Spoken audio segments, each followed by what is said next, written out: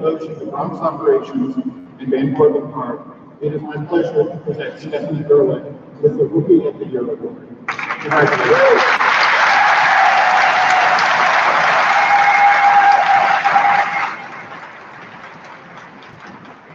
Thank you, Commissioner. I'd like to thank everyone at Parks who helped make this past year, my first, such an adventure. I've learned so much, we've accomplished so much, and with the amazing leaders and colleagues at Parks, I know we're just getting started. They deserve thanks, so here goes. Thank you, Commissioner Silver, Chief Spoons, Deputy Chiefs Bratton and Mercado, and a special thank you to Commissioner Iris Rodriguez-Rosa. Your leadership inspires me every day.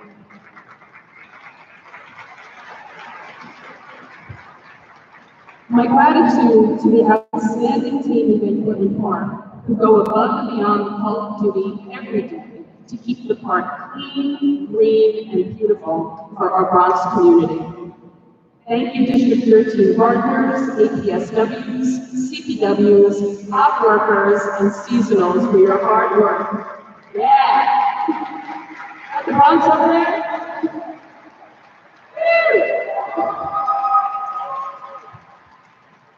And I want to give a very special shout out to my senior staff, my partners in crime, Deputy Administrators Stephanie Thayer, Senior Supervisor Dean Dansler, and Landscape and Natural Areas Manager John Paul Bautista, who lead by example and impress me daily. Much appreciation to fellow administrators and to my big sisters and my big brother, Marianne Anderson, Maggie Greenfield, Sean Fargo, Janice Melnick, and Sue Donahue for your help and guidance along the way. It's been a weird year too, so I want to thank Joe Trimble, Sam Bierman, Karina Smith, Crystal Howard, and Bronx All-Stars, Domingo Sanchez, Juan Bayron, Maria Barcelo, Michelle Martel, Yvonne So, Takashi Naireen, and Mike Ortiz for all your help and guidance.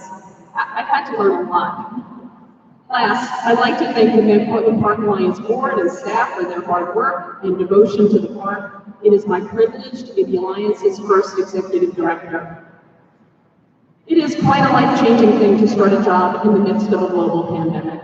When I started in April 2020, I had no idea how essential parks would be, or I should say, how much more essential parks would be in the day-to-day lives of New Yorkers.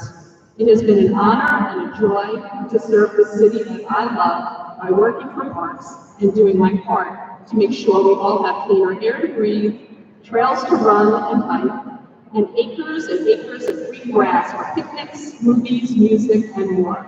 What can I say? Parks are the best, right?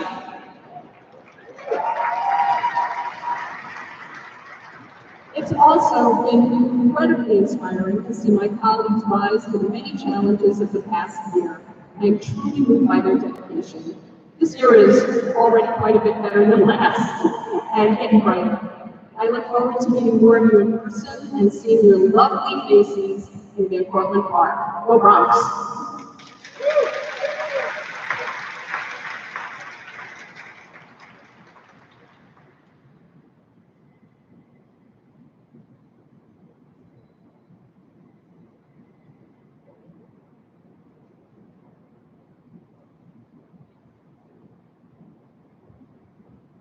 Congratulations again, Stephanie.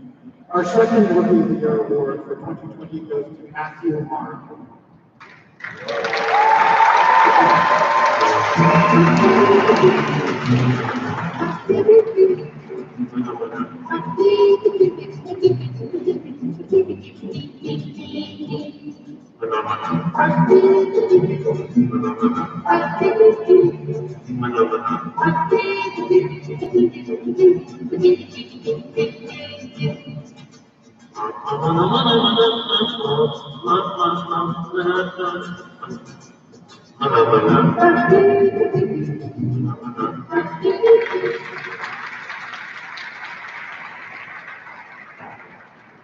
In Matthew's short time as the citywide director of horticulture, he's advanced strategic initiatives with a strong sense of collaboration and respect for the hard work performed by parks gardeners.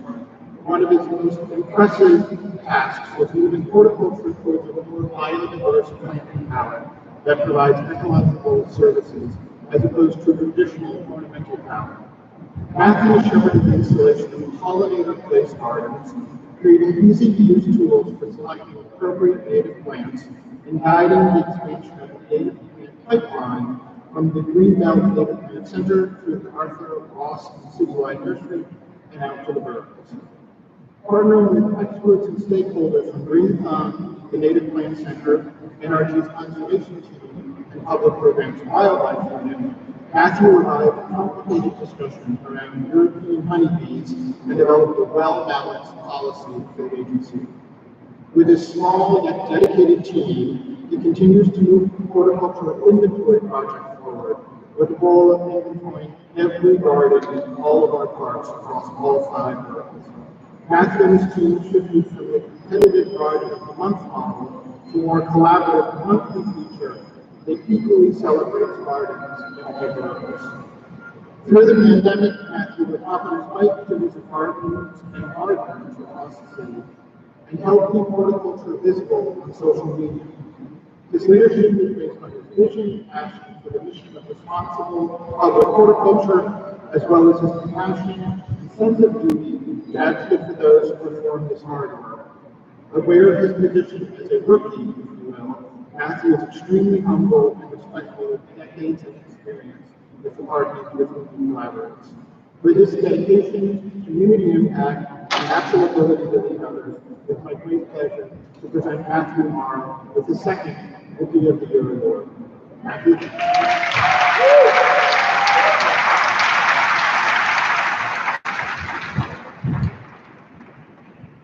So, since I'm nervous, I'll keep this very brief. Horticulture is and always has been a very important part of my life, and I'm very grateful to be in the Arts Department. I'm able to share the utility and the magic of it with people of this city. I firmly believe that we have the opportunity for horticulture to aid New York City in becoming a more biodiverse, sustainable, attractive, and just an enjoyable place to live and to work.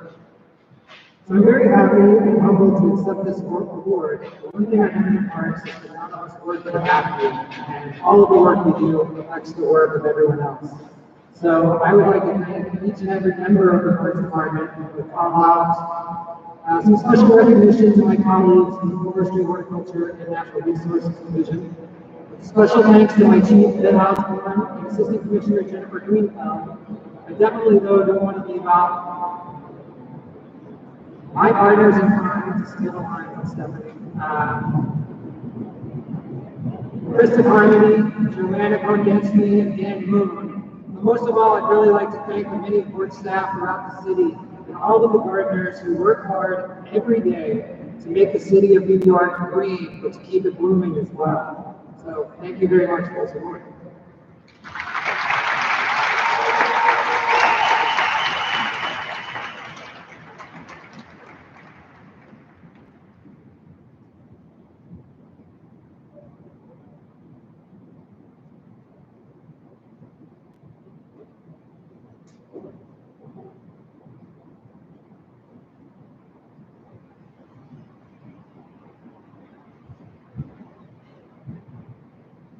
And now for our second Operations Team of the Year Award. The 2020 Operations Team of the Year Award goes to the Tropical Storm Isaias Response Team. This team will be represented on stage by Benjamin Osborne, Eric Gibson, and Daniel Tanow. I would like to ask additional team members who are in the stands today to please stand up to be recognized.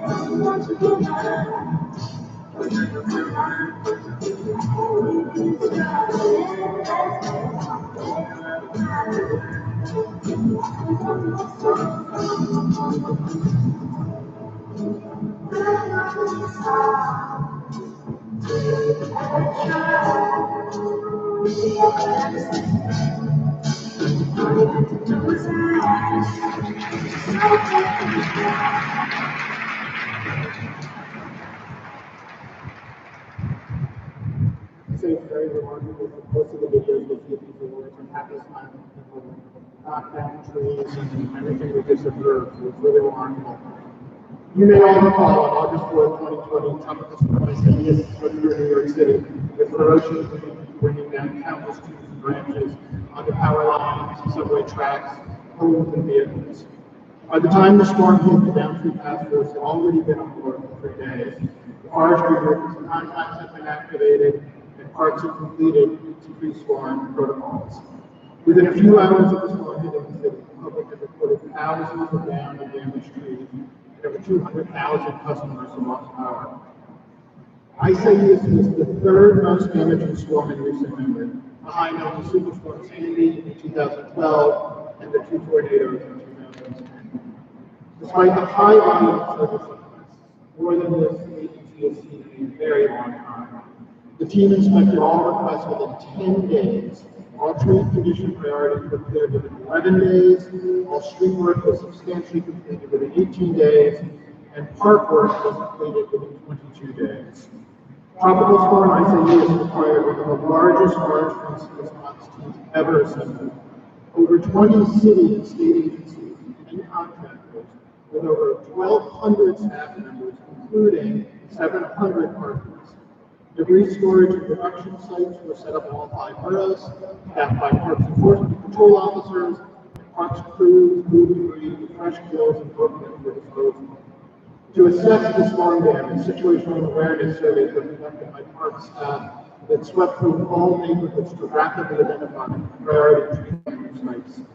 The success of Parks response was due to the hard work of employees across the agency, including all 5 borough forestry divisions, Forestry Board of Natural Resources, the Bronx River Lines, Parks Enforcement Patrol, and the Park Rangers.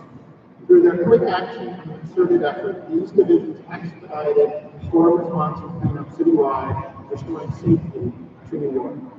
We are lucky to have such talented partners who guide our response to a storm, particularly during a pandemic. We thank you and congratulate you on successfully undertaking this daunting task. Congratulations.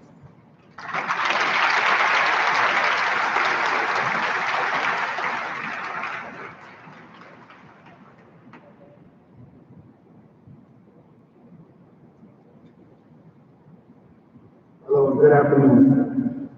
Welcome everyone. My name is Eric Gibson. I am the local president and primary foreman of Brooklyn Forestry.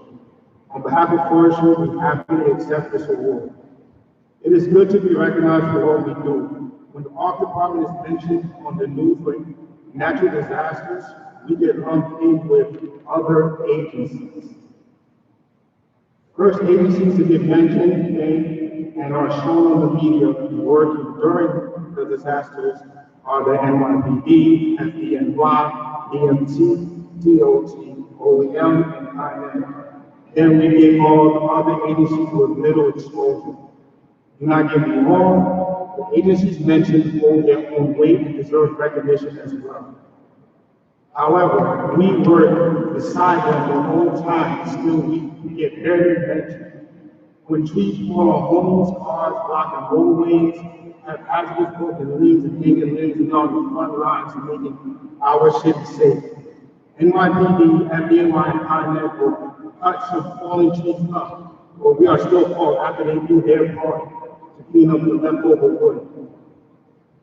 For this storm, OEM tried to take over our operation and run the show. I was very proud when Parks told them no, let the experts handle this. We ran it the way we usually do and everyone was pleased. The first day of the storm, I worked from 6 a.m. to 11 p.m., getting trees off the houses in the dark without damaging property so people could exit their homes safely. When the most dangerous trees were out of the way, working 12-hour shifts for 2 weeks straight was tough on everyone. In that time, all Tigers within Parks were out there helping. Gardeners, APSW, CPWs, foresters, office staff, Central Forestry, and others, as well as the PEP officers and the Rangers. Also, the out-of-town tree companies that came were a big help. During COVID, Parks got a little more shine from the media as people had nowhere to go and desperately needed to get out of their homes to have a better quality of life. Parks Department is notoriously underfunded, understaffed, and having to be high demand from the public and its representatives. With hurricanes increasing due to climate change and having stayed open to help the public during COVID, hopefully we get over that hump of being called other agencies during emergencies, and we deserve more than self-recognition. So let's see what the future holds for us. Thank you.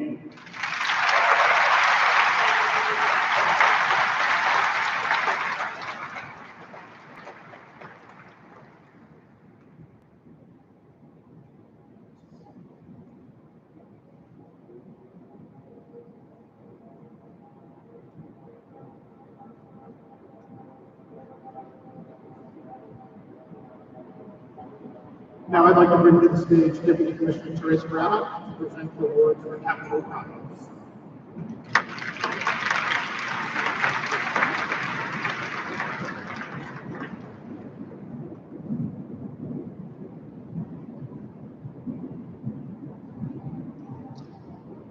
Thank you, Commissioner Crowe, and congratulations to all of today's award winners. I'm truly inspired to be here amongst all of you. I'm here to acknowledge and to award Employee of the Year to an individual who has demonstrated outstanding performance in the field. The 2020 Employee of the Year Award goes to Ria Bazzarani.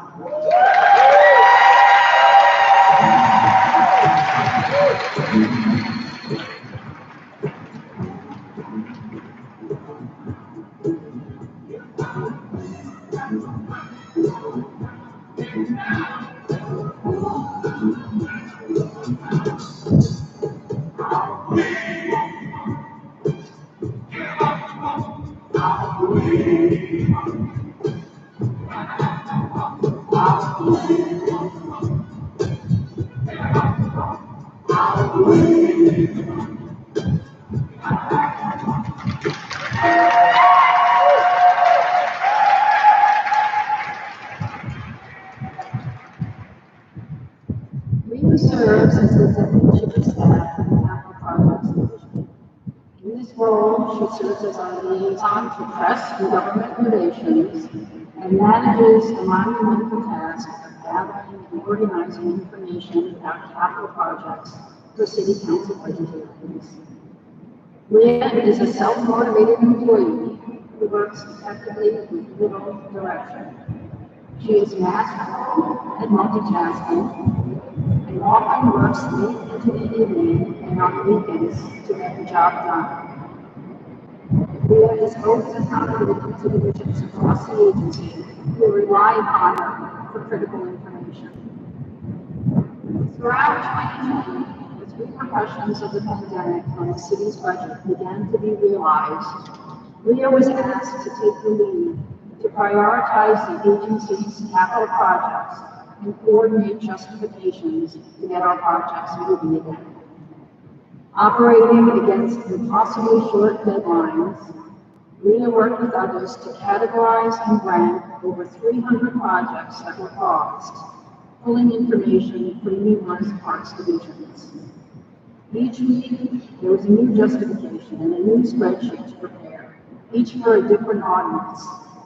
She worked countless hours to bring all of this to completion and continued to review and revise her work in the following months until the end of March 2021, when all her projects were on pause.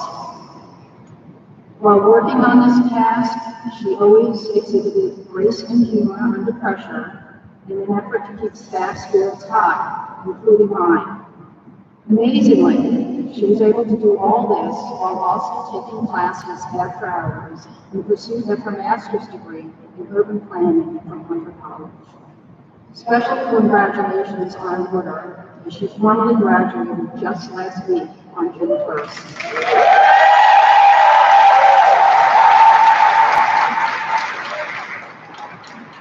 Ryan's best qualities were her flexibility, cooperative spirit, and positive attitude. Her determination and persistence make her a key asset for the agency. I'd also like to recognize Rhea's parents who are here with us today. You have raised and nurtured an amazing people. Rhea, congratulations on being selected as the 2020 Employee of the Year.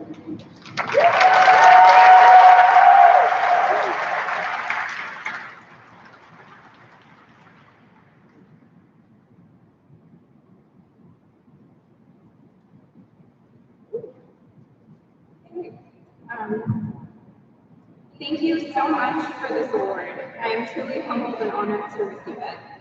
Working at the Parks Department has been an incredibly rewarding experience.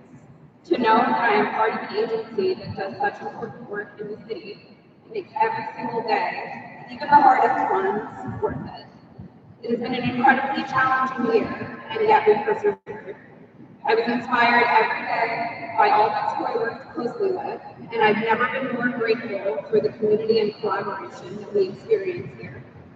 When I graduated undergrad, this isn't actually where I thought my career would take me. Some of you might know that I actually thought that I was going to become a lawyer, but it becomes more and more clear that where I am is exactly where I'm supposed to be. I want to thank the leaders in my career, Grace and Laura, who have always supported me while I juggled school and work and allowed me the freedom to work through tasks and problem solve as creatively as I wanted to.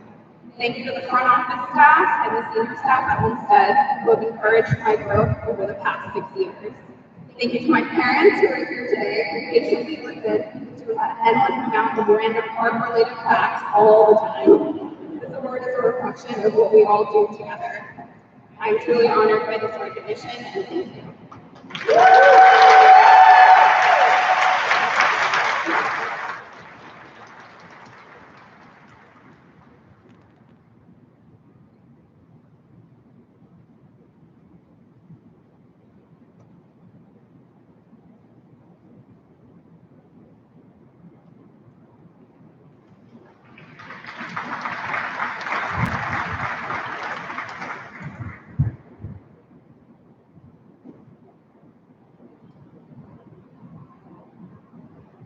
For 2020, I have selected the Capital Projects Team of the Year Award to go to the Capital Construction Team.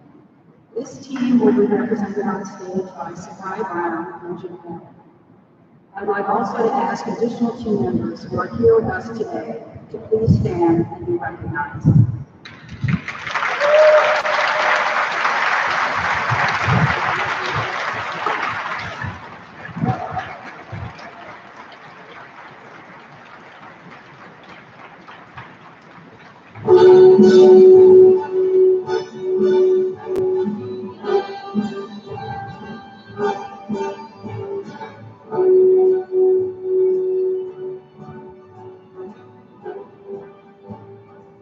Start spreading the news. I'm leaving today. I want to be a part of it. New York, New York.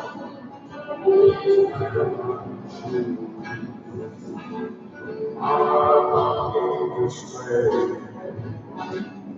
I'm full of every hour of it.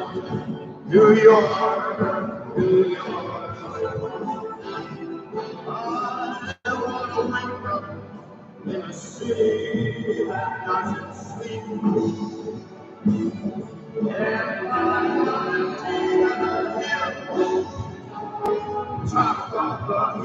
This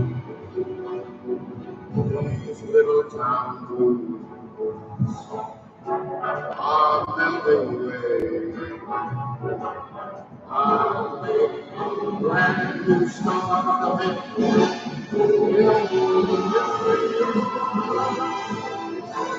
If I can think that I'll make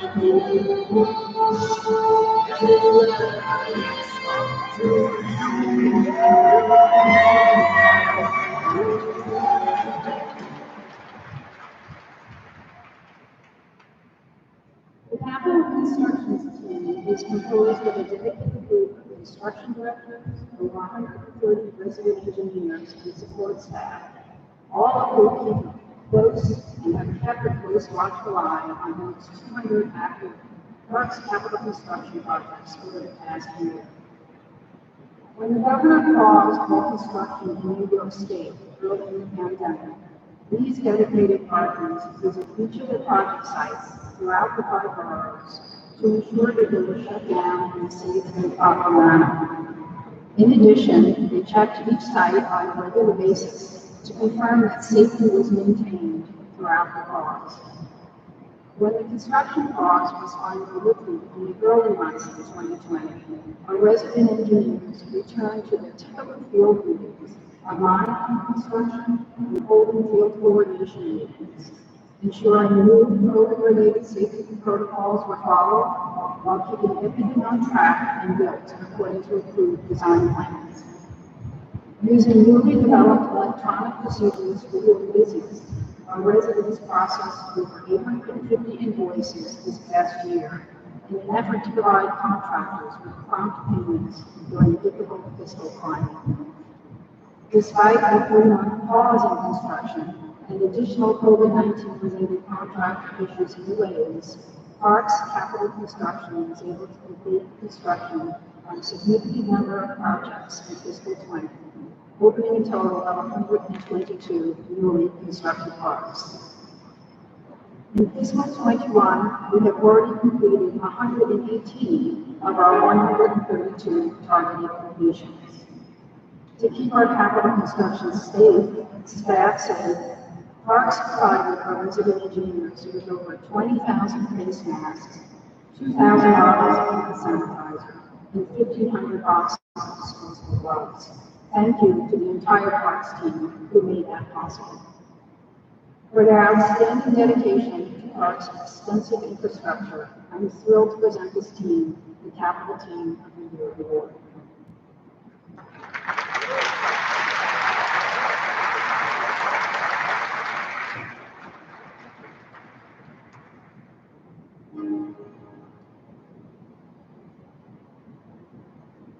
On behalf of the entire Capital Projects construction staff, I want to thank Commissioner Silver and Deputy Commissioner Braddock for their continued commitment and dedication in helping in building the reconstruction of park spaces for all New Yorkers.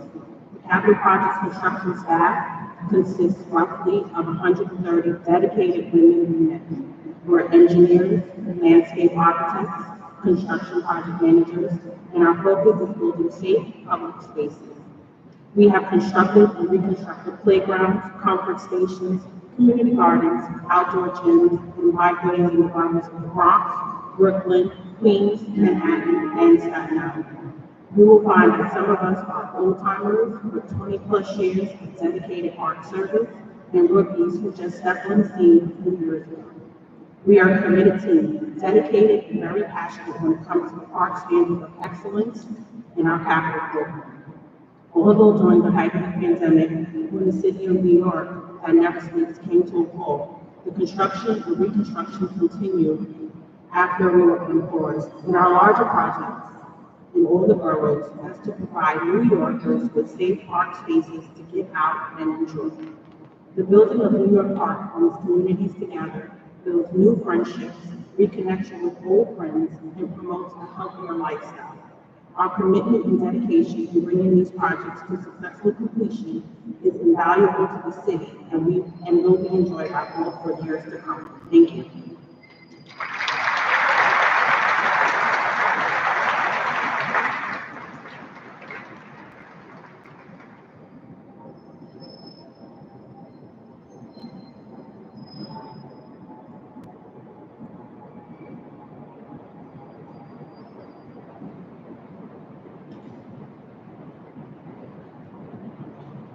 Now I'd Deputy Commissioner Joy Bowman to join us on stage to present the awards for administration.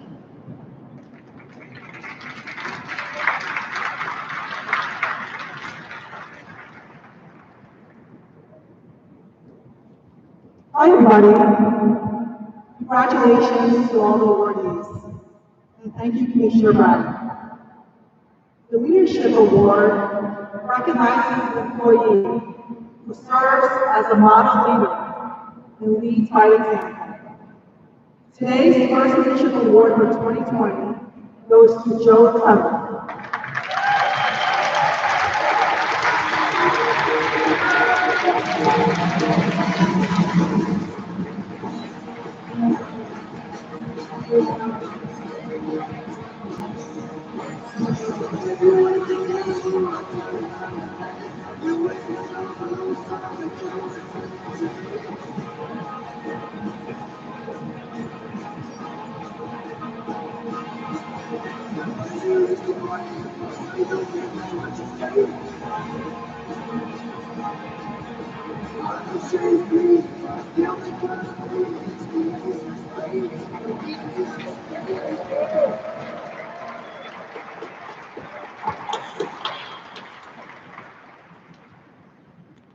I am honored to present the Leadership Award to Joe Trumbull, Chief of Employee Resources. He joined Parks in 1992, worked out the Arsenal basement in the permit office, where many storied past and future leaders in administration begin their journey at Parks. No one could have predicted the impact he would make on our agency as the Chief of Employee Resources. Under his leadership, Joe's team, comprised of payroll benefits, labor relations, and employee resources, played a pivotal role in helping keep parties paid, informed, and safe these past 14 months. A week after the WHO declared a global pandemic on March 11th, and ahead of city guidance, Parks issued a field staff survey to understand what measures to put in place to support our staff. When timing mattered most, Joe's team executed the survey and analyzed the results into the wee hours of the days. The results of the survey moved the agency to organize operations based on compressed, flexible schedules and changes to reporting locations. That same week, the labor task 19 email was set up. The labor relations moved for 24/7 operations. This became the central line to responding to staff and supervisors of the ever-shifting COVID policies, CDC and city guidance, positive cases, and leave. If a target reached out via this email, they found Joe on the other end, at the ready, no matter the time or the day. In the early months of COVID, Joe's inbox set the Parks record of most incoming emails, hopefully never to be broken again.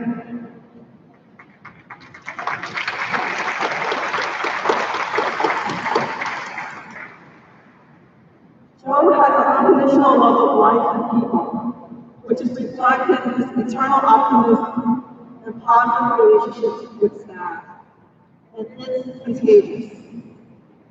During COVID, Joe never lost his humanity as he worked with parties through thousands of scenarios and situations. Though each case represented a myriad of difficult issues, he gave attention to every individual with singular compassion, and every situation with grace and reassurance. And for many parties, Joe represented the light at the end of the tunnel. All of these accomplishments pale against his most significant accomplishment while Joe has been at Parks. Joe met and married his wife Ava at Parks, who's with us today. And they live happily in Manhattan with their two daughters, Delancey and Marlo, and two cats. So please join me in honoring Joe Tremble for its outstanding work throughout a year filled with sadness, but ending with hope. Congratulations, Joe.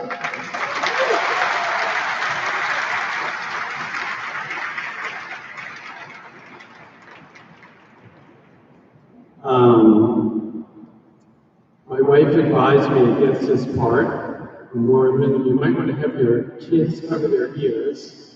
But I just fucking love working for the Parks Department. I'm sorry, I had to say it. I really love it. I just love it. Sorry. Very brief story.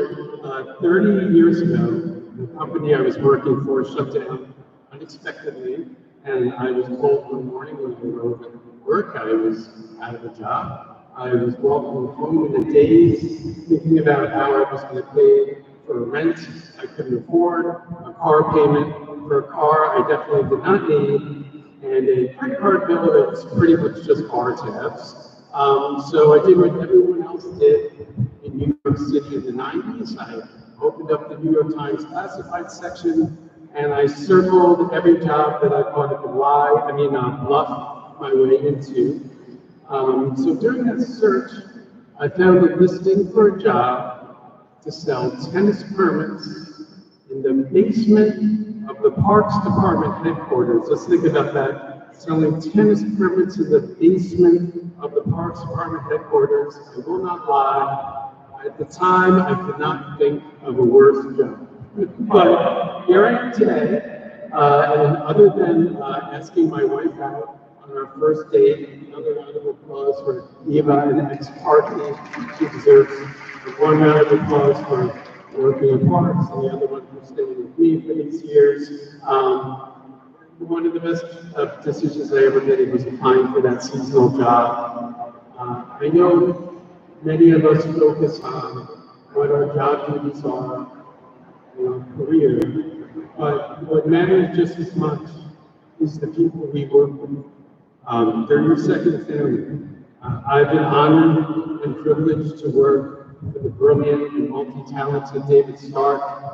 This is my first day at Parks. I think he's here today. With David, I couldn't ask for a better boss and friend. I can't say enough about Commissioner Silver, who has truly transformed the agency in the past 7 years, and he will be missed by thousands, including myself. So please, he cannot get enough rounds of applause.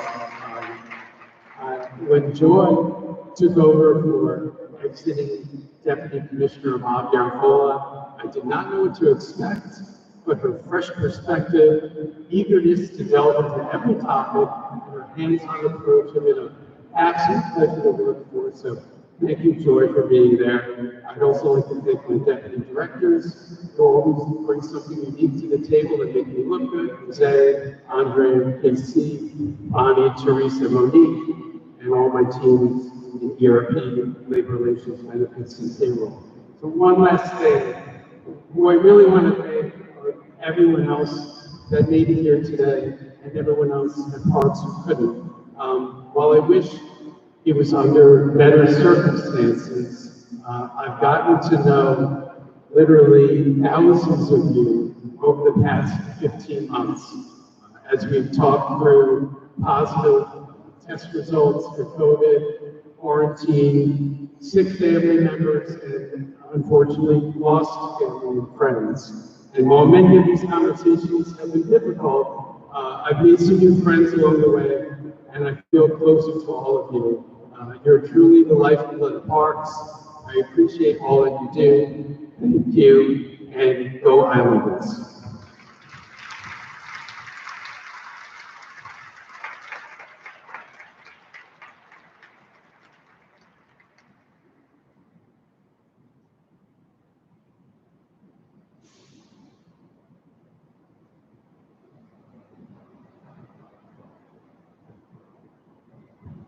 Congratulations. Next, I am proud to present the 2020 Administration Team of the Year Award, the Storehouse Operations Team. This team will be represented on stage by Fred Logan and Ida Lopez, and I'd like additional team members who are in stands today to please stand and be recognized.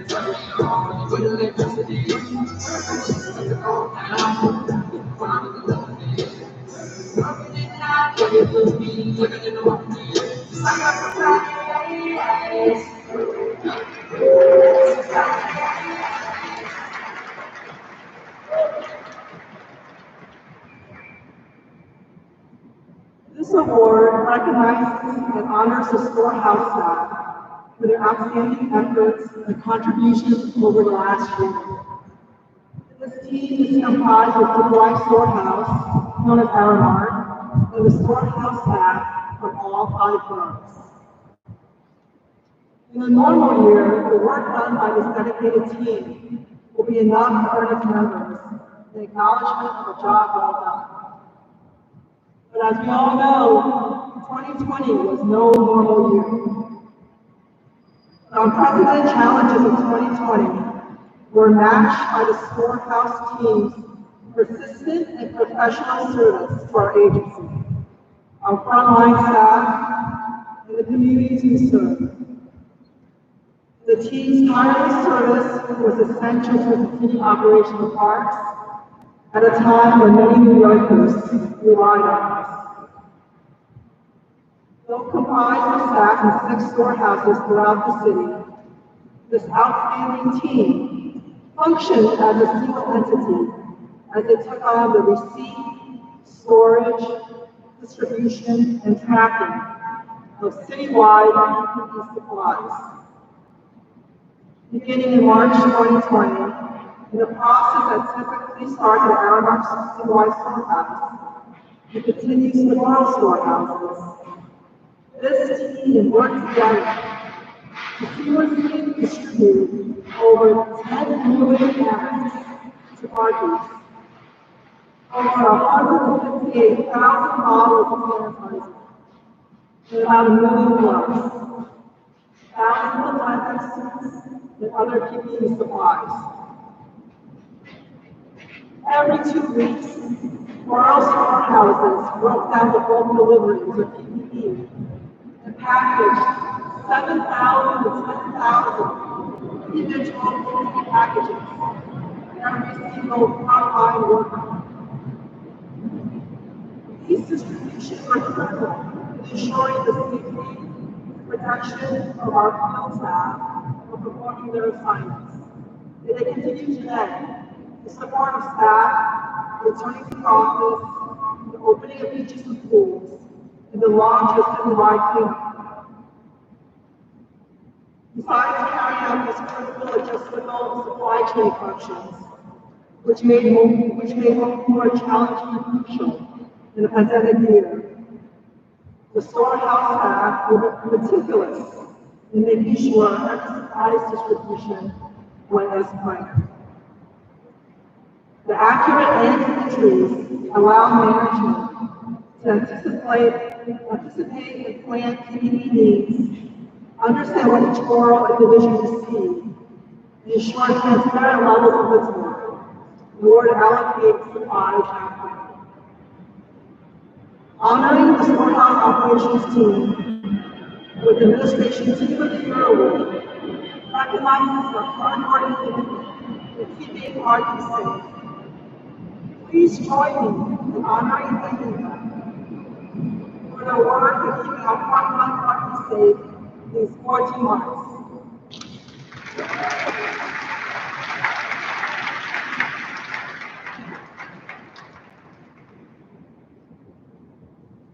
As Deputy Chief of Operations for Civil Rights Services, I'd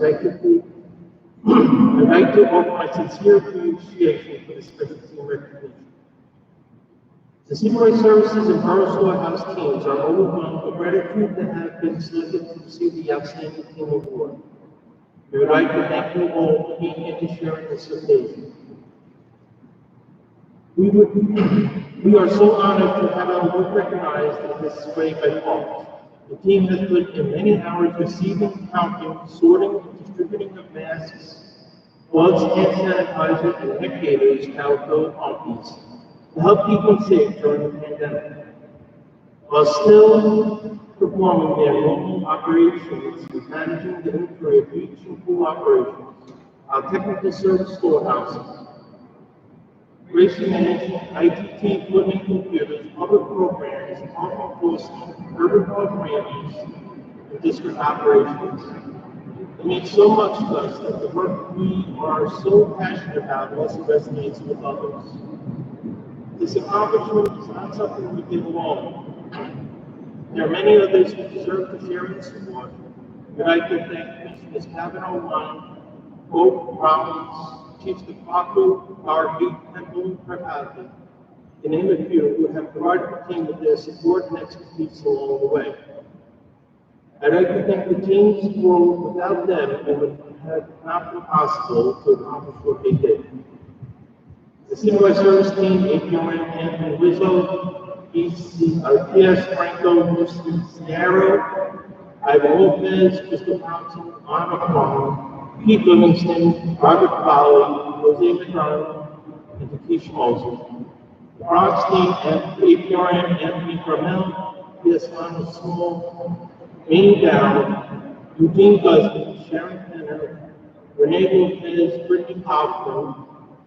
The Brooklyn team, Mike Gabriello, Eddie Borriano, Tatiana Luis, Sasha Rivera, Francine Williams, and Alice Reynolds.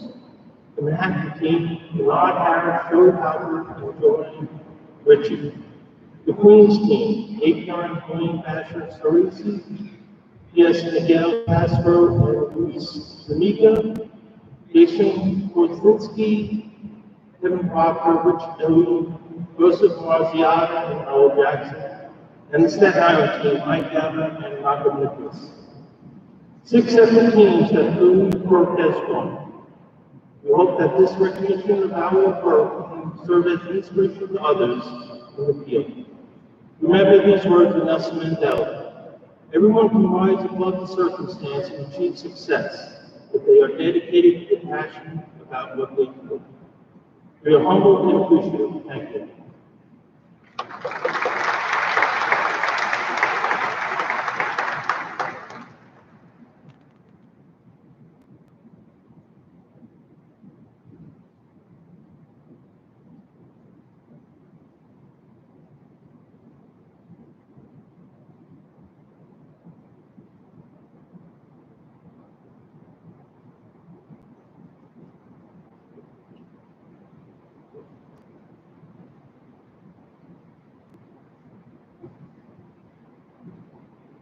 Congratulations to the storehouse team.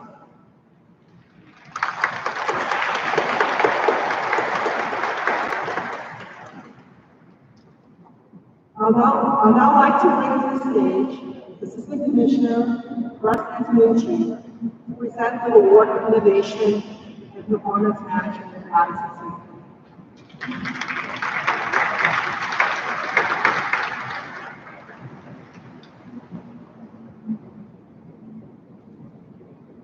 Jordan.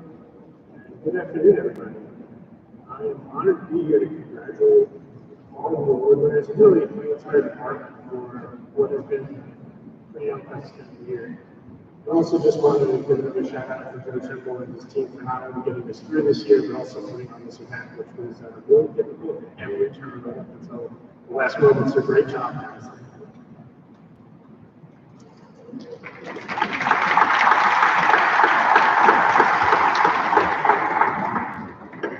And now, I am proud to present the 2020 Innovation and Performance Management Team of the Year to the Telework Academy Emergency App Development Team. This team will be represented on stage by Lee Tennant and Jose Bachira.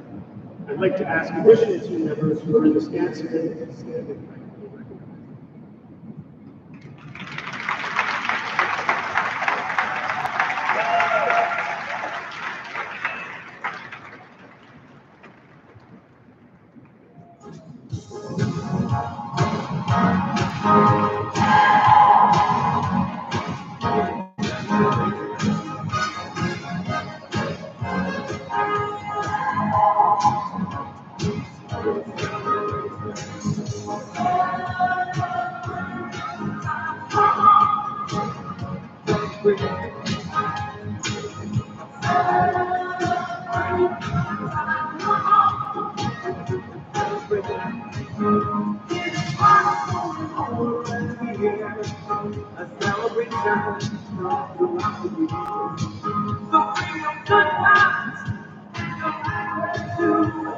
We gon' celebrate your party with you.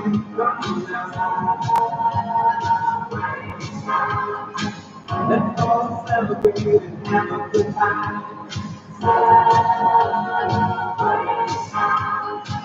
We gon' celebrate and have a good time.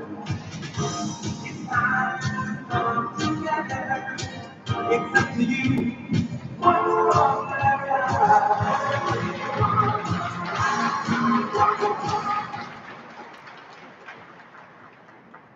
At the onset of COVID-19, the staff of ITT and IBM worked closely together to ensure that all parties were properly equipped to quickly and easily transition to a telework environment. This brought many new challenges that staff need to assess, analyze, and address in real time. Adding the complexity of the process, this all had to be done in an environment that had never engaged in telework.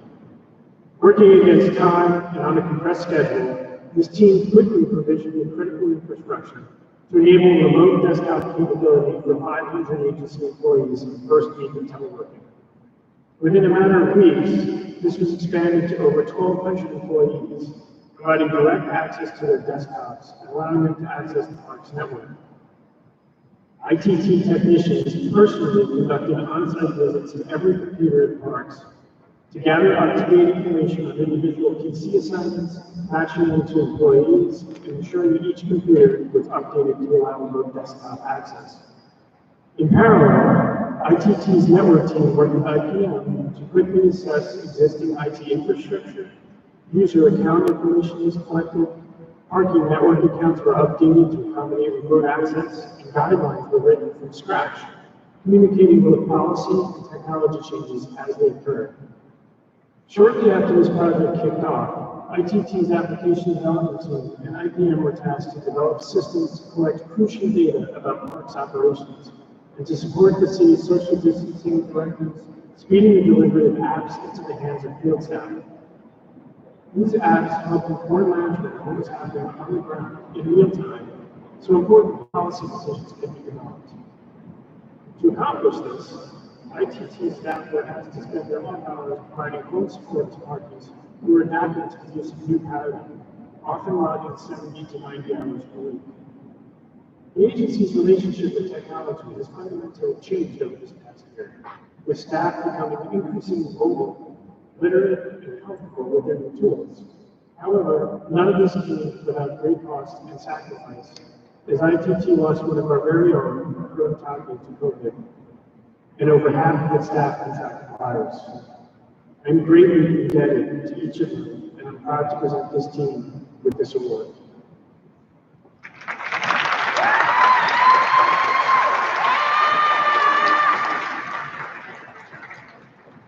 afternoon. During this past year, which was one of the most challenging in recent memory, IPM and ITT members worked together quickly to ensure that parties could safely work from home as easily as possible, especially as New York City emerged as the early epicenter of the COVID-19 pandemic. We are really, really proud of these teams. We were working against time and with very limited resources. We're able to get an entire agency online almost overnight, order, configure, and distribute new hardware on a really tight timeline, become a central data hub for other city agencies. We were building pipelines and applications that became crucial for helping facilitate citywide reporting on things like social distancing. We helped demystify technology for an entire agency. We now have an agency full of people who are familiar with the term double hopping. And we were able to provide around-the-clock technical support, make user guides, training materials, and hold virtual trainings to ensure that parties have the technology and data literacy they needed to work remotely during the height of the pandemic. We're so proud of this team. We're so grateful for everything that our teams have accomplished during the past year. This award is a testament to their hard work, their dedication, and their commitment to their fellow parties. Thank you.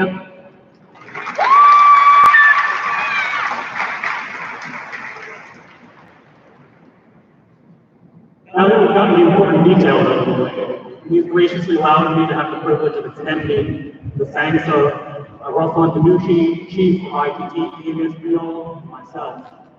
The simple truth is that none of our staff could have done what they do without the support of everyone else in this agency, of every division. Your patience, your support, your leadership, collectively, as one agency, that's how Parks has always weathered every emergency before this one, and the pandemic has been no exception. One of the things that has always struck me about Parks is how low our turnover rate has always been among the agency's core staff. That speaks to me about one unassailable truth. We are a group of people dedicated to service. And that's what this award is. All of these awards that everyone here is receiving today. They're a commitment to service, to the city, to the people, not to staff, but also service to each other. The things that we do in support of each other.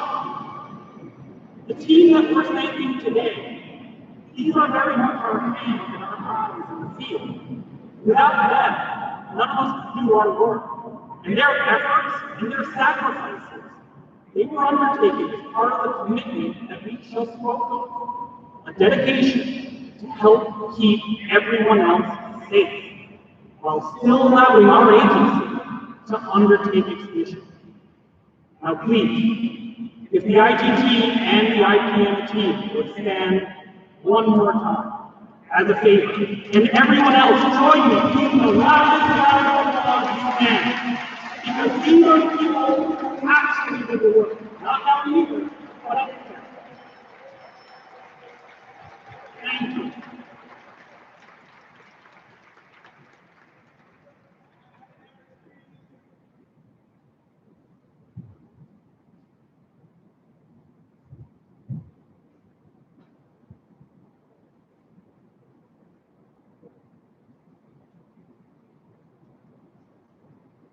All right.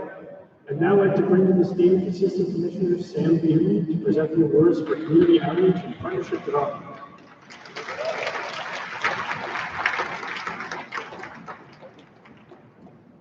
All right, hello everyone. I want to yet again thank the team that put this incredible event together. I mean, it's really amazing. It's really weird speaking at this stadium too. I gotta say.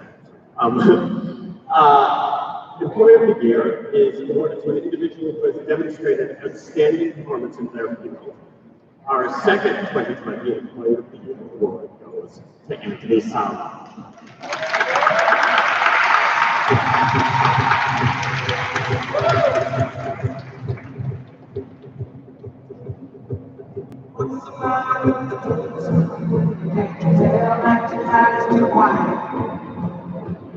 Baby, I should pass it from time. I was welcome back to the age of child. Everybody's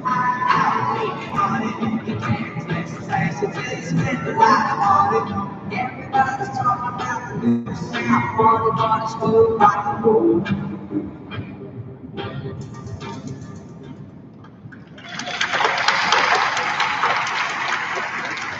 That's cool. I mean, a couple of nuances in that video. So Anthony serves as our director of citywide special events, and over this past year, he really stepped up when we all needed to adapt during the COVID-19 crisis. From the start of the crisis, Anthony distinguished himself as he took on extraordinary and incredibly important challenges, such as overseeing the permitting and setup of the Central Park Field Hospital. Without pause, working 7 days a week and at all hours of the day, Anthony pivoted to lead the agency's effort to provide safe outdoor learning spaces for kids during the academic year, a program which went a long way to helping the Department of Education, our partners, run a successful and unprecedented school year. During this summer's protest movements, his team created a smart, flexible approach to permitting, committing our parks to fulfill their promise as sites of free, nonviolent, democratic exchange. All the while, Anthony was patiently, diplomatically, and professionally giving thousands of our customary partners who suddenly found themselves in an entirely new public events universe. And he and his team led them through this challenging new terrain flawlessly, helping to stand up innovative new events and programs like the New York Philharmonic's mobile pop-up concert series, focusing New York Roadrunner races, and Luminosity on Man's Island. Bottom line, the city was shut down, and Anthony led the effort to immediately bring it back to life. We see the results now. Anthony is a model of flexibility, organization, and professionalism. Even those who have dealt with him only once would agree that he grants each interaction in a deeply rooted sense of ethics and fairness.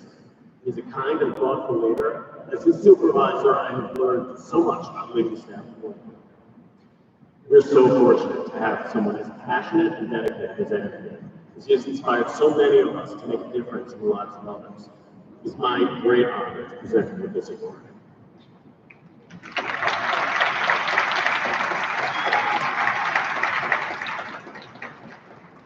Thank you, everybody. I want to congratulate everyone being recognized today for their achievements.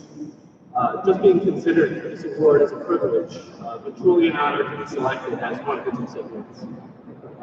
Particularly in a year where so many people have made extraordinary sacrifices, and in many cases even risked their own health and safety to do their jobs, carry out their responsibilities.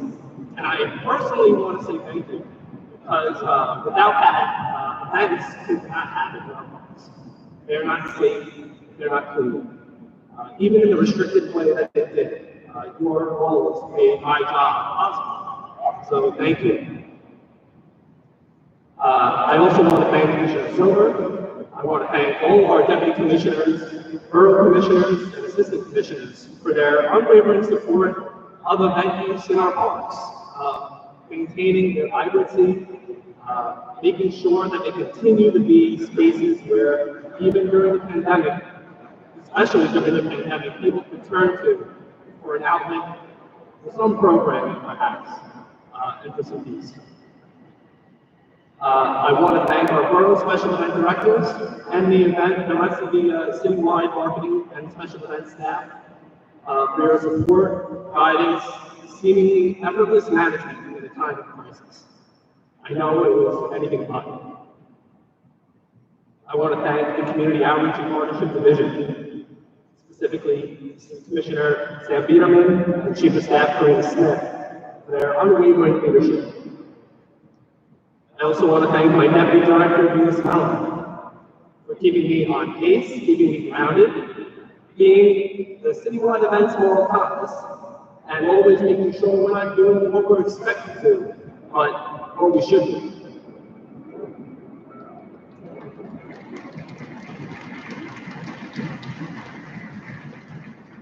Finally, I want to thank my wife, Amy, my daughter, Penelope, and my son, who is going to be joining us in this world in just a few short weeks, for their love and always helping to keep perspective. But we are not clear of the pandemic yet. I expect a few months of the Special Events Division to be some of the hardest we will face. But what this last year has taught me is that we are a heck of a team. Thank you again, and please everybody stay safe.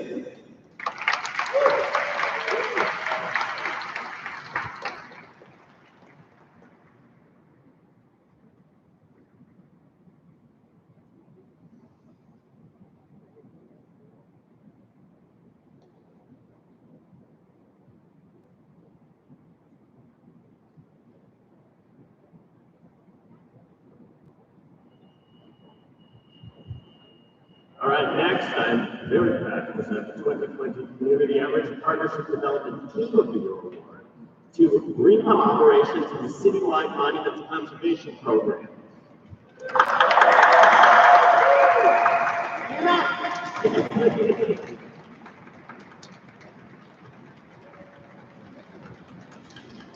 Right. These teams will be represented on stage by Isaac Mendez and Victor Riddick.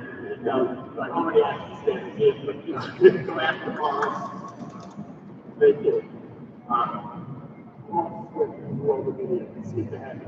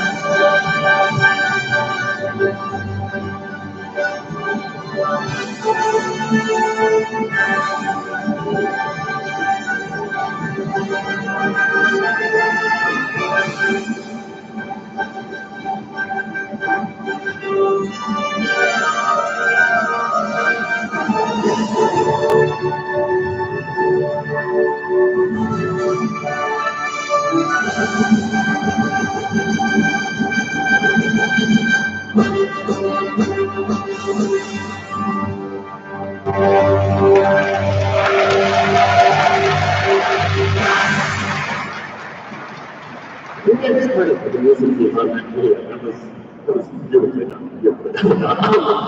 The Staff in the Art and Antiquities Citywide Monuments Conservation Program performs significant care and emergency response for a collection of more than 800 monuments and permanent art sites across the city. This small but dedicated staff conserves and preserves the structural and aesthetic integrity of these works, both historically and contemporary. In 2020, despite restrictive COVID-19 health guidelines, the Citywide Monuments Conservation were able to complete an astounding 578 annual maintenance visits and 70 graffiti removal projects citywide. This team also prepared 24 detailed preservation assessments and conservation reports for monument sites in greater need, and surveyed and mapped several historical burial grounds. The staff on the Green Thumb Operations team supports New York City's vast network of community gardens and gardeners. And in the midst of the global pandemic, preserved and kept community gardens thriving despite all obstacles.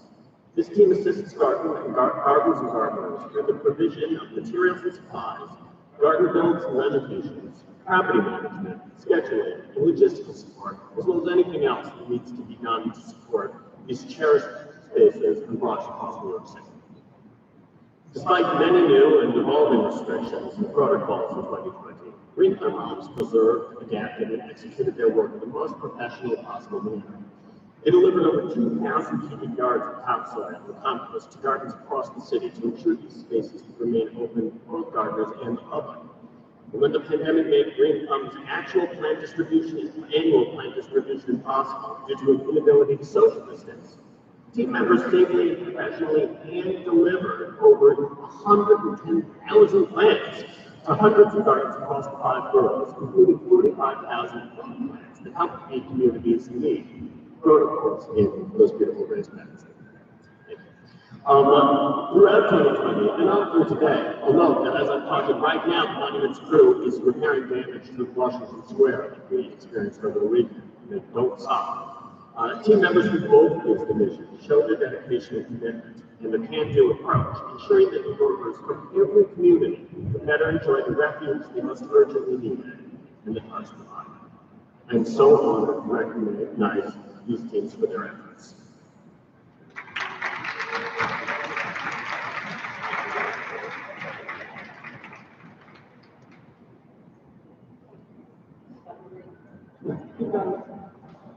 I had to fulfill the dream of being a U.S. Open Baldwin. So thank you, Commissioner. On behalf of Green Thumb Operations, also known as GTO, I'd like to thank Commissioner Silver, Assistant Commissioners Sam Biederman, our Chief of Staff, Marina Smith, our former Director, Louis Sasso, Deputy Director, Carlos Martinez, the over 20,000 community garden stewards across citywide, our Green Thumb staff that's also within the audience, and of course, the GTO crew that's here today as well. A year ago, when we learned about the impacts of the pandemic on operations, first question was, what can we do to help? What can we do to help the community? What can we do to help our community gardens? And so they did exactly that. Led by PS1's Diego Pantoja, Luis Pasuzaka, who are in the audience today. We renovated over 50 community gardens, delivered over 110,000 plants to community gardens citywide, assisted with the Parks Department mass distribution, shout out to Sama, and many other projects throughout the last year. This award is a testament to the past and continued hard work and dedication of the Green Thumb Operations crew. Thank you.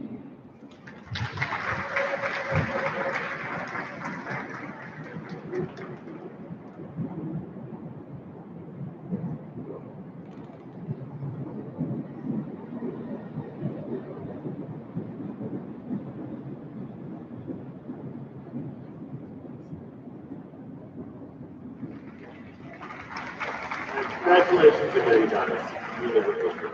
Now I'd like to bring to the stage the fastest emailer in Manhattan, Assistant Commissioner David Thoreau, who might be able to planning a development.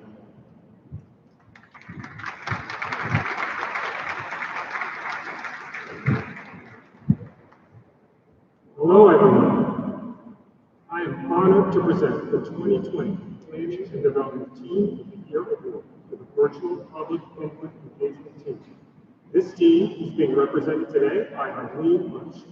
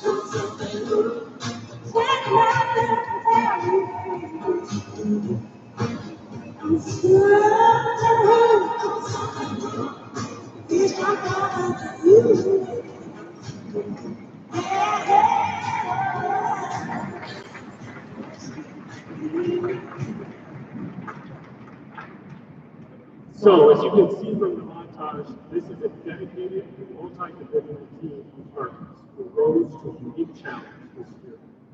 Team members also include Lindsay Quarantini, Dave Efron, Linda McIntyre, Sarah Nielsen, Ian Lefkowitz, James Banana, Asia Williams, and Karina Smith. After March 2020, when gathering in person put on hold, this devoted team quickly mobilized to find a way to move from public meetings to a virtual format. Prior to the pandemic, our meetings were held in person at community spaces near project sites. Presentations, conversations, and activities were facilitated to engage attendees and understand as many different and diverse voices as possible in order to recognize the full extent of the community's vision.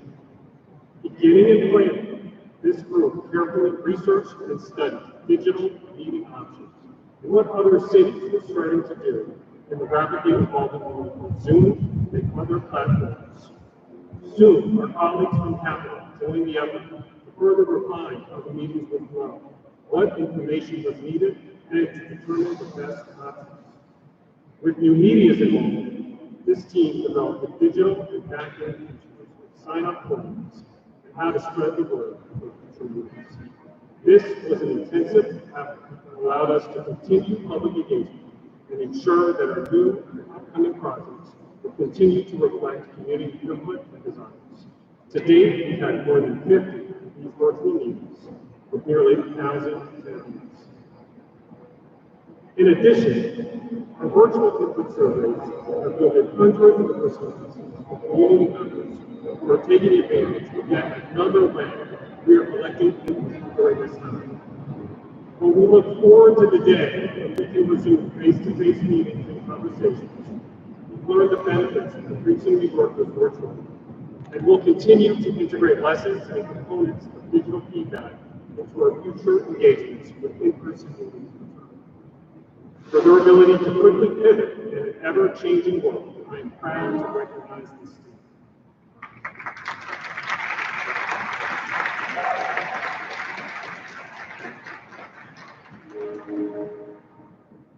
Thank you. It has been an enormously challenging year in perhaps every way. But one silver lining is the incredible teamwork shown throughout the entire agency in responding to COVID-19. One small part of our response was ensuring that we could continue community meetings without being able to gather together in person. This was critical to ensure that the parks we continued designing during this time were developed based on community preferences and input. It feels a little strange to sit here alone because digital public input meetings would not have been possible without the hard work, coordination, and dedication of many divisions at parks. The teams at New Media, IT, Capital, Community Outreach and Partnership Development, Legal, all 5 boroughs, and my colleagues in planning were pivotal in this effort. Their nimble flexibility, innovation, and collaboration are why we were able to shift online, engage with community members, and continue starting design on crucial capital projects over the last year. On behalf of the team, thank you so much for the honor of this award. It was truly a team effort.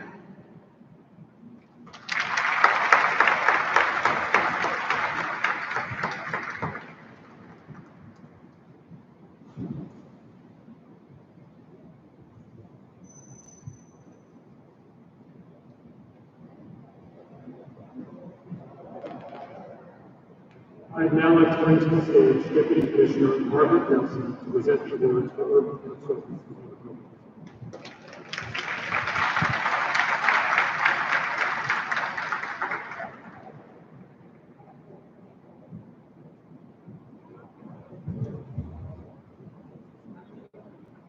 It is so nice to see everyone here. What a great venue. The Innovation Award is given to an employee with the most innovative project, idea, or process change that improved delivery of services or an agency operation. I am so proud to give the 2020 Innovation Award to Julia Hayes.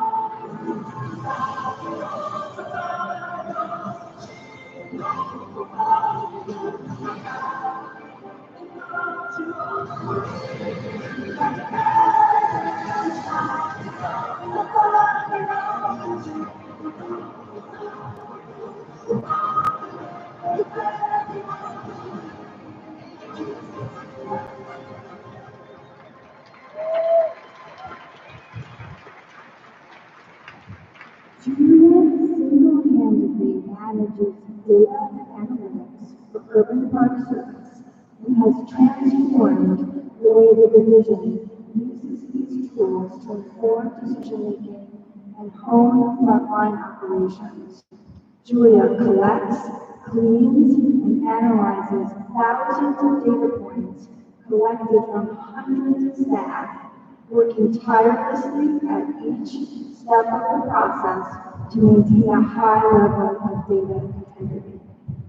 Julia also provides visualization of this information on a moment's notice in response to the many requests UPS gets from a multitude of sources: press, operations, city hall, the law department, and elected officials, just to name a few. Julia is also the Seaport liaison for the agency. In this capacity, she served as point on our transition to a new platform, Dynamics, working with each division to effectively represent their needs and managing changes to the platform to address business processes. Last year, in addition to her recurring responsibilities, Julia worked with a small team to create an application to streamline education and enforcement data collection. This enormous undertaking would normally take years to conceptualize, develop, iterate, and roll out. Yet it was accomplished in just a matter of weeks. It also helped to justify the acquisition of homes for the officers in the field, opening the door for Julia to create even more applications. This has further enhanced the effectiveness and efficiency of the Urban Park Service Division. Julia has been in parks since 2014 and has proven to be an incredible asset to the agency. She is dedicated to her craft, meticulous in her processes, caring towards her colleagues, devoted to public service, and ambitious as she dreams of even more efficient and effective ways to do her job. She is always available to help and never refuses a last-minute request, even on her days off. I congratulate Julia on her achievements, and I'm proud to honor her with this award.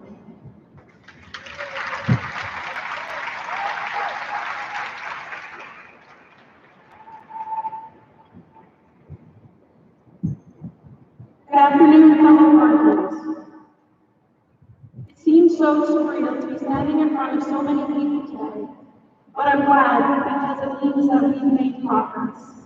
Over the past 15 months, our lives have been turned upside down and inside out. This little one that informs me is more than welcome. I am overwhelmed with gratitude to have been selected to receive this award. The path to improving Urban Park Services data has been a long one, and although we've made great strides, we still have an even longer road ahead of us. And I say us, because although my name is on this award, I wouldn't be standing on the stage today without the guidance and assistance I received along the way. From the bottom of my heart, I want to thank all of the managers in the division and the supervisors in Parks Enforcement Patrol that work with me on a daily basis. There are too many names to list. this award goes to you too. I also want to thank my family and close friends who have been there for me and supported me through the long days and the latest nights. Thank you for supporting me and keeping my spirits high. To my mom here with me today and my family watching at home, I love you all very much. For those of you that work with me here in Moab Parks and are there to support me, you know who you are. I am so grateful for each and every one of you. Without your trust and faith in me, we will be back at square one with paper records. I am confident that in the days to come, we will continue to be innovative and lift urban park service to an even higher level of efficiency and further into the digital age together. Thank you again, and stay safe, everyone.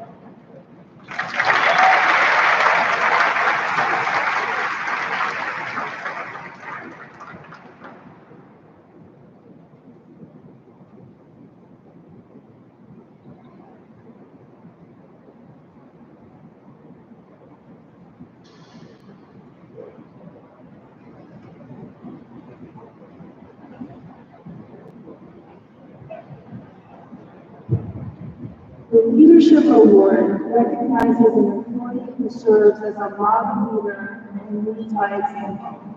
Tonight's second Leadership Award for 2020 goes to Asha Hans.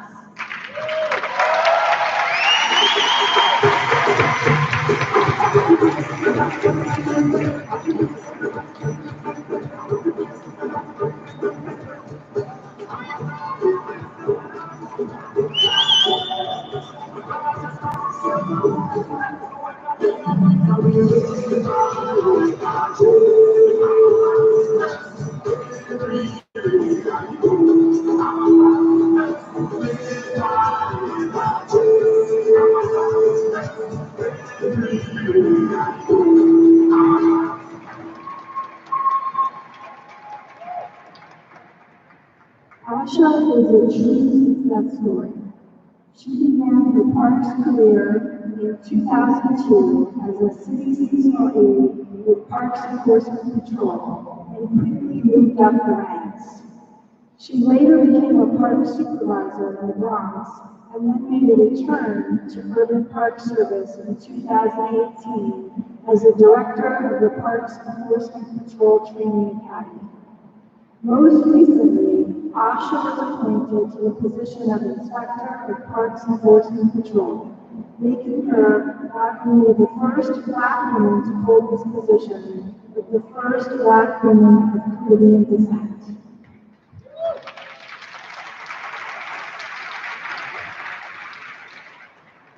When the COVID-19 pandemic began, Asha effortlessly rose to the occasion.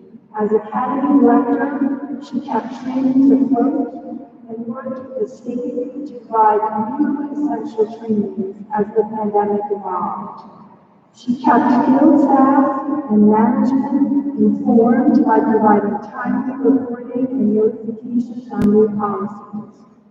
In May of 2020, amid surging infection rates and the busy summer season quickly approaching, Asha stepped into her new appointment as inspector. She called on support from the Urban Park Service administrative team and Assistant Commissioner Rodriguez to bring her up to speed and quickly adapted to the new role.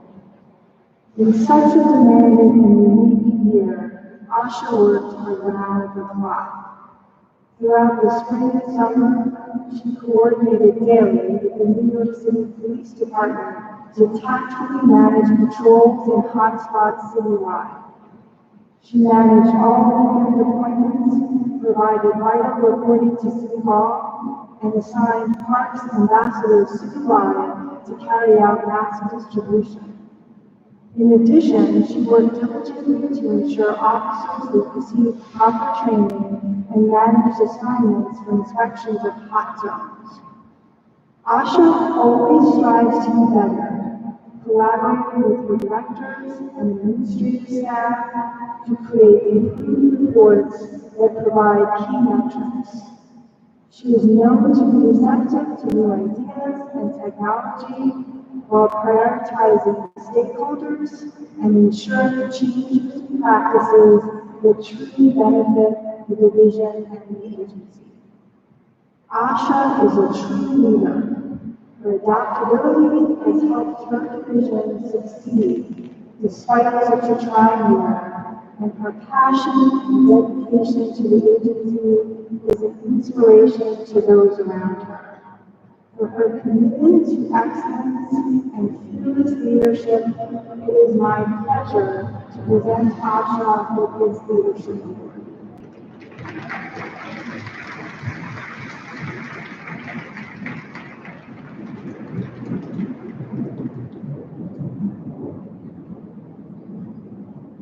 Hi, good afternoon, everyone. I stand before you humbled and thankful for my accomplishments, but more importantly, for my team. I hope to serve as an example to my team that anything is possible and that hard work pays off, because it does. That recognition comes in many forms, and that humility and passion are necessary for success. I thank God for the gift of life and the blessings that He has bestowed on me. To my family, thank you for building my foundation and walking along with me through the happy and difficult times. Mommy, you are my rock. To the love of my life, thank you for cooking dinner and never being mad when you call me at 11 p.m. and I'm still in the office. Daddy, I lost you 4.5 years ago. I hope I make you proud. Former Director Ray Brown, thank you for believing in me when I didn't know how. Thank you to the UPS administrative team led by Chief Jasenia Ponce. Thank you, Director Dennis Annunziato and team, for keeping the lines of communication open. Director Norman Chan and the emergency management team, thank you for keeping us abreast of the latest storms and providing briefings during the pandemic. Patricia Perone and the public programs team, thank you for your support and providing recreational spaces we use to train our officers. Thank you to all the deputy and borough commissioners for your guidance and support. To the operations team, thank you for keeping us abreast of the challenges we face, providing intel and working collaboratively with myself and our team to address concerns that require both education of our rules and enforcement. PEP Directors Benny McCann and Edwin Calvin, thank you. The past year has not been easy, and as managers we were faced with new obstacles, but we navigated through. Commissioner Silver, thank you for your support, during your tenure, especially in the past year. You are humble and a true leader.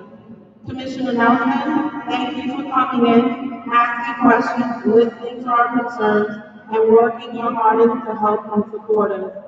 Julia, thank you for the conversation and brainstorming. I am proud of what you have accomplished. Sorry guys, I hope the music doesn't start playing. I have a few more very important thank yous. Commissioner Edwin Rodriguez, boss, it feels like we no longer have days off. I am confident that we will get the job done. Thank you for your support. Tag your in.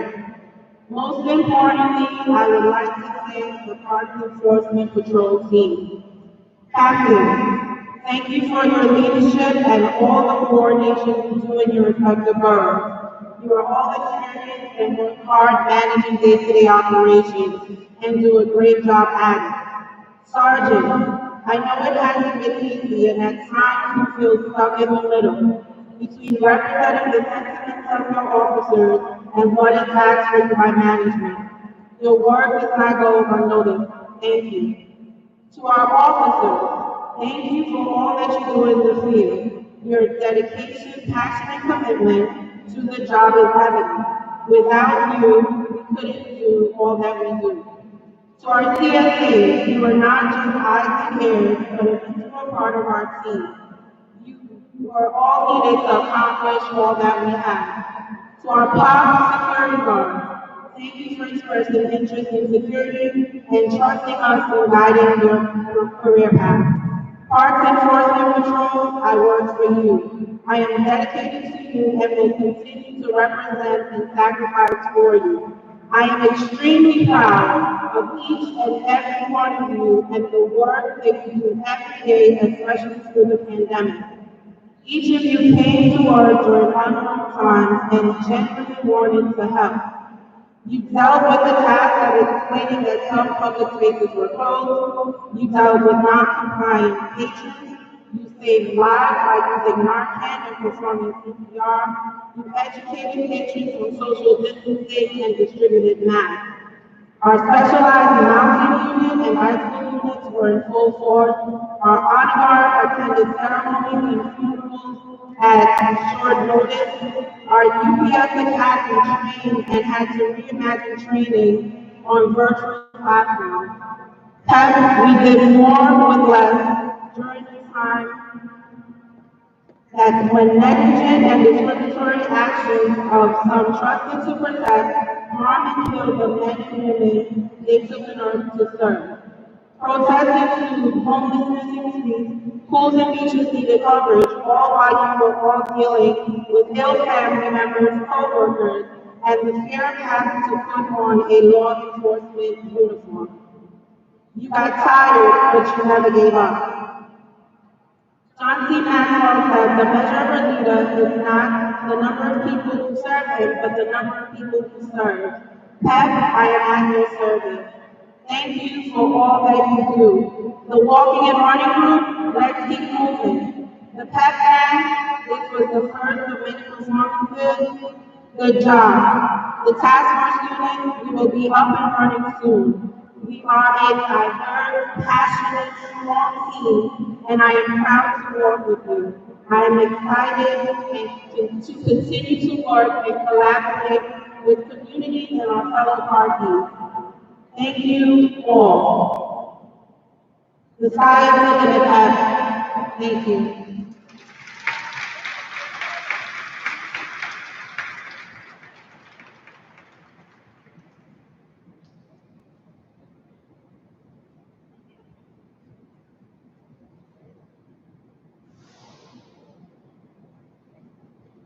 I'd now like to bring to the stage Assistant Commissioner Emily Chase to present the first set of Parks COVID-19 Response Team Awards.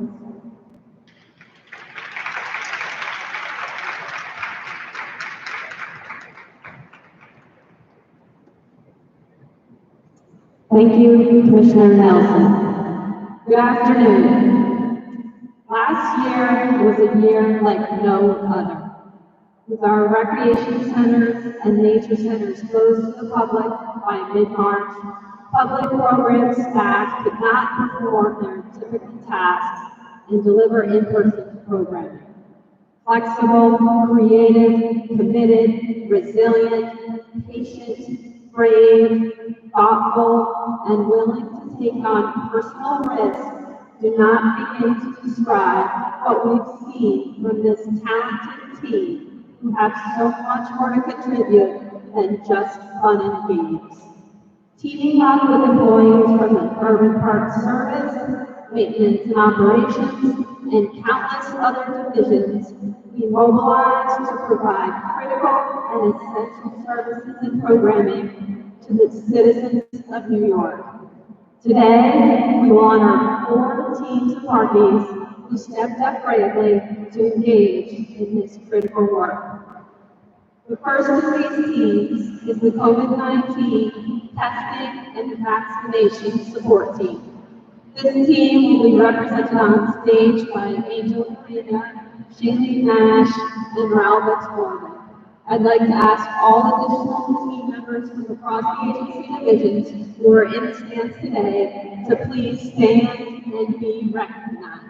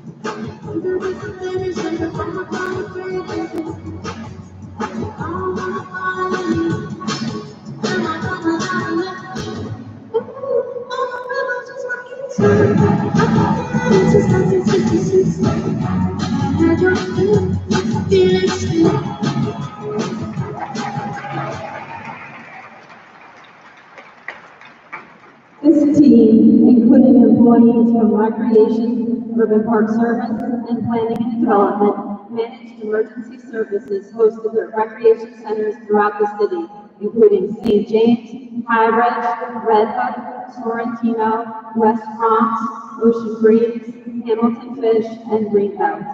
In the spring of 2020, these facilities and the parkland surrounding them were transformed almost overnight into healthcare hubs for New Yorkers seeking COVID-19 testing. And subsequently, when vaccines were ready to be administered, West Bronx and Ocean Breeze, sites that had also served as food distribution hubs, became key points of vaccine distribution. Often working around the clock and on holidays, these teams coordinated tirelessly with other city agencies and contractors to stage essential operations on basketball courts and in fitness spaces. Their meticulous attention to health and safety standards, endless patience communicating often confusing and ever-evolving details to concerned New Yorkers, and tireless dedication to providing these essential services is truly appreciated.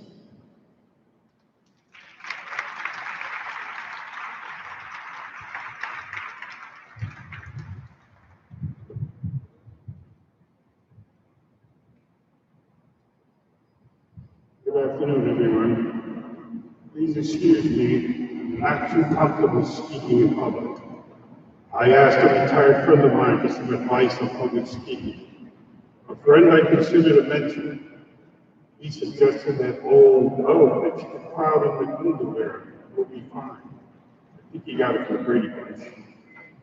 Well, I spent over an hour explaining the EEO rules to him, so that didn't help me much.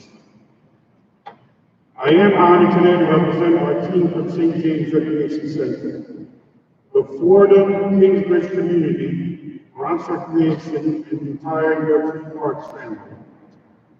On May 5th, 2020, CDC, OEM, HHC, and representatives from the mayor's office came to St. James to hold a meeting. After that meeting, they decided it would be a good location for a COVID-19 testing site. The site will serve our community 7 days a week.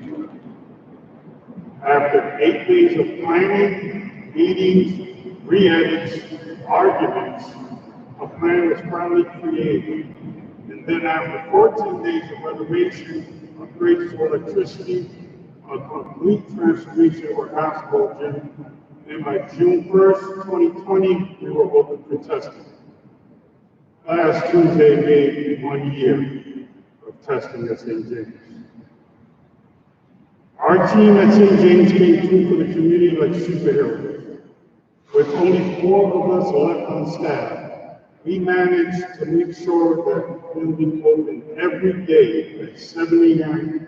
and closed at 8 p.m. for 178 straight days. Testing was called it for Thanksgiving, but reopened the very next day. I believe that goes for the other testing sites for all 7 days a week. And the fact that parks allowed us to stay in the building helped many of our members and residents of the Fordham Kingsbridge community at ease about getting tested. with questions about not having proper ID, citizenship status, immigration, lack of insurance.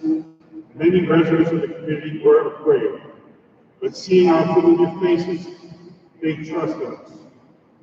And still, on weather permitting days, our team continued to hold outdoor spin classes, fitness classes, and even special event art classes with ACF. I would like to give a special thanks to my manager, Shirley Jones, for allowing me to take the lead in this project. And on behalf of the residents of Kingsbridge and Fordham, we would like to thank our Chief of Recreation Corral Coach and Ms. Emily Chase, Assistant Commissioner of Public Programs, for having the confidence and trust in our team for this project.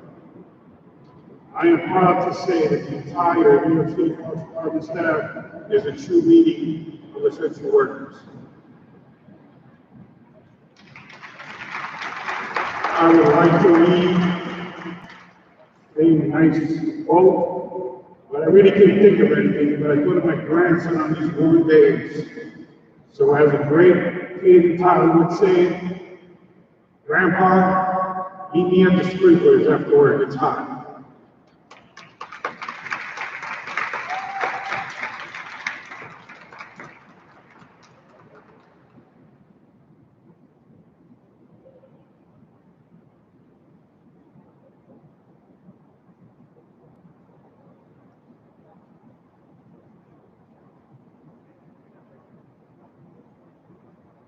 Our next team is the Innovative Programming Team. This team will be represented on stage by Sunny Carrero, Bobby Evangelatos, and Reshma Krishnadat.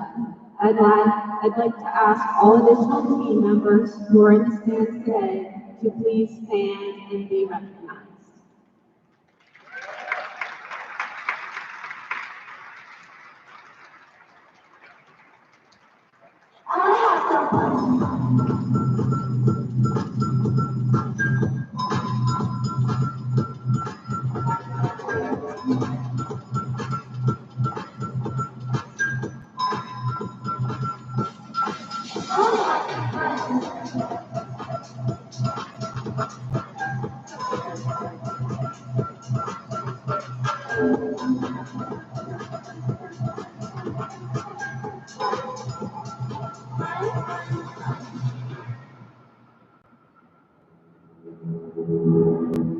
I wanna go out, dress up real nice, and write songs, ready when,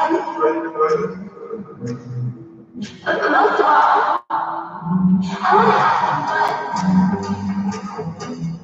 I wanna have some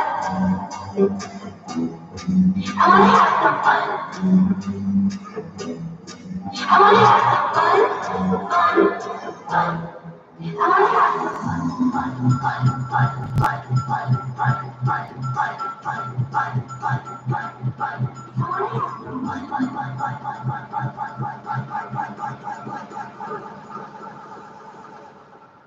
I wanna have some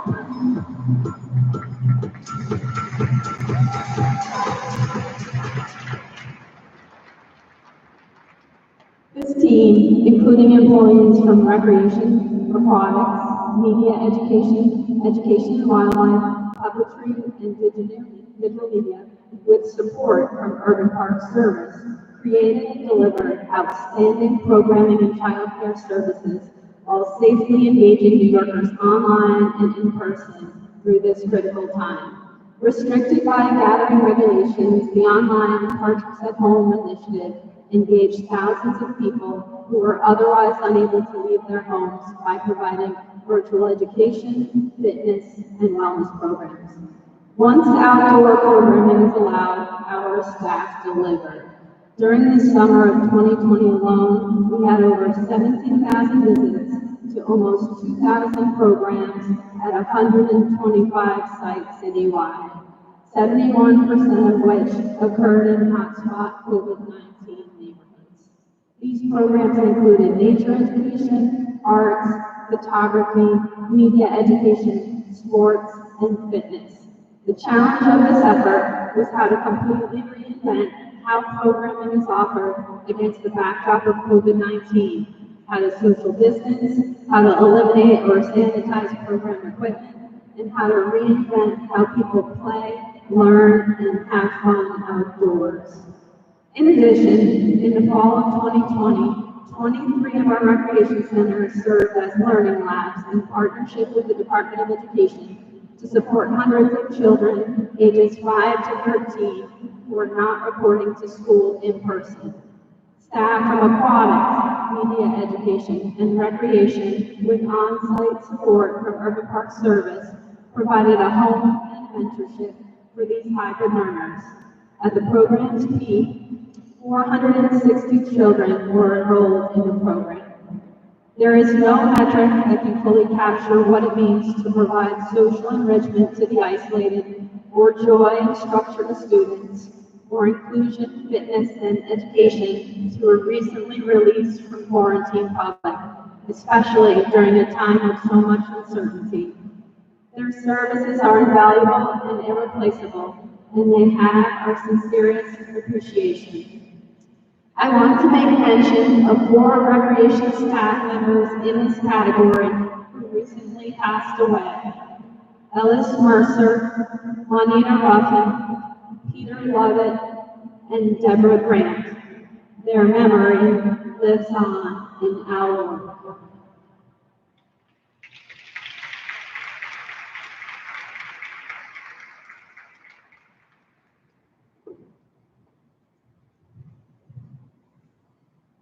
In the most difficult and unprecedented year in education, the place where children felt like children, felt loved, encouraged, and appreciated were in our recreation centers and the Learning Bridges program.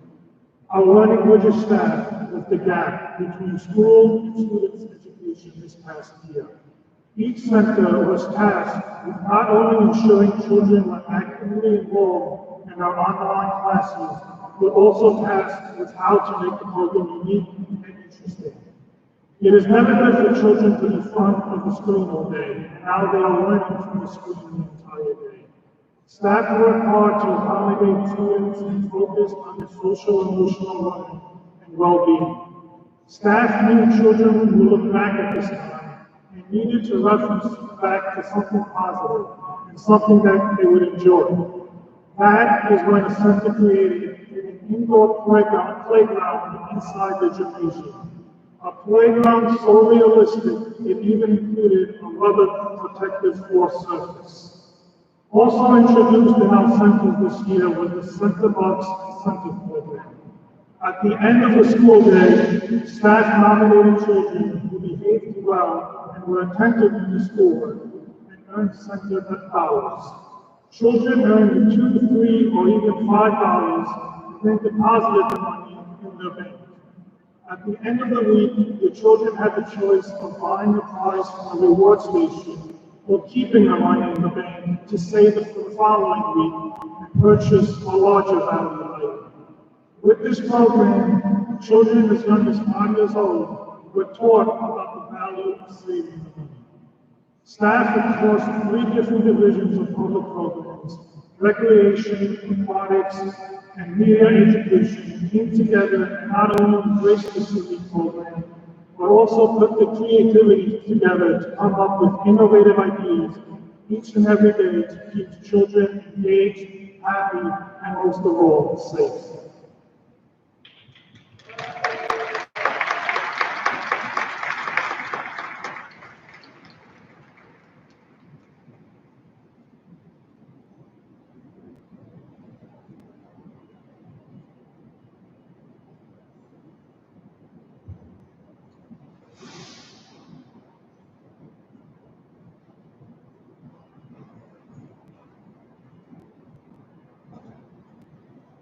I'd now like to bring to the stage Assistant Commissioner Edwin Rodriguez to present the remaining Parks COVID-19 response team awards.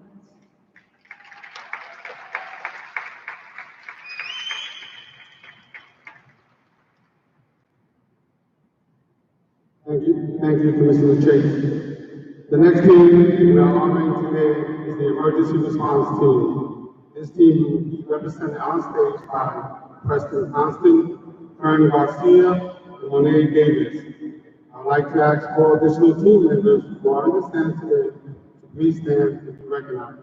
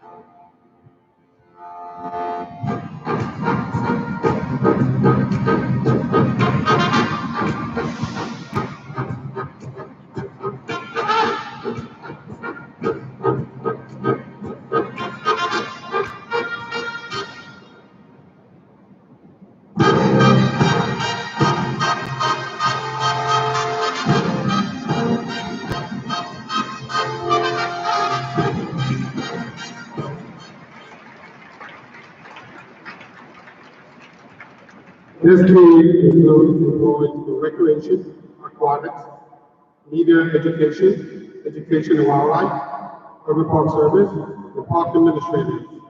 And recognizing their hard work, leading and providing emergency response service to tens of millions of New Yorkers through the Get Food NYC food distribution program and the material distribution center. The newly created New York City Food Distribution Site program was a multi-agency operation with the stated mission to distribute life-sustaining meals for the many New Yorkers who are at risk of food insecurities due to the COVID-19 pandemic.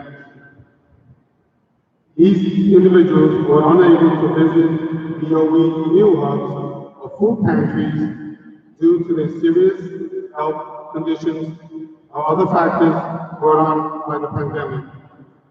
Over 42 million meals were distributed from 9 park-run FBS locations, 7 of which were run out of our recreation centers.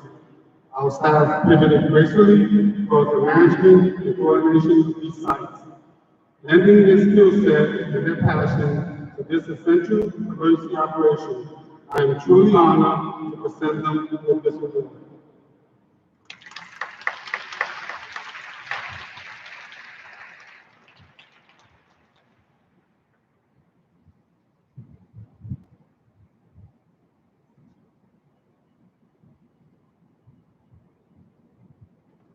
Good afternoon, everyone. I'm excited to be here with you today, and I'm honored to stand in front of you. First, I would like to take a moment in remembrance of all the Parkers we lost. We thank you for your service. We love you. You're forever in our hearts. And I would like to thank all my coworkers and my staff at our Order of Recreation for their courage and their effort they gave and continue to give during this time. As a party, we pride ourselves on being resourceful, flexible, and making things happen when there's little to no resources. We were tested. COVID-19 tested our very own premises, and I believe we won. We made history. Our contributions provided more than 2.5 million meals to New Yorkers. One day in March,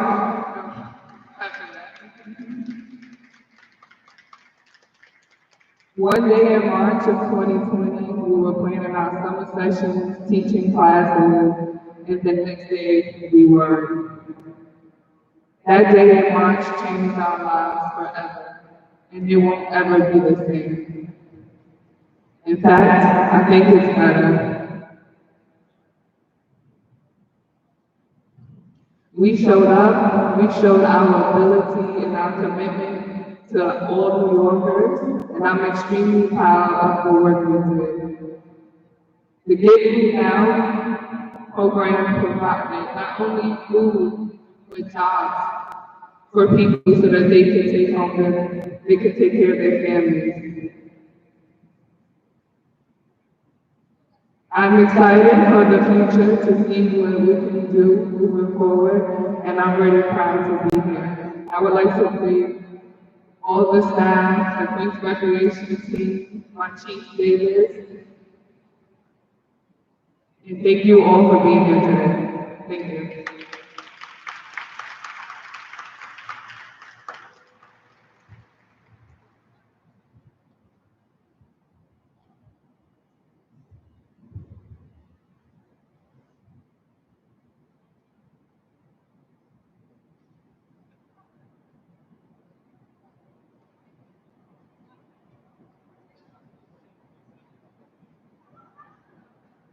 Our final team is the Social Distance Ambassador, Education and Enforcement, and Public Face Covering Distribution Team.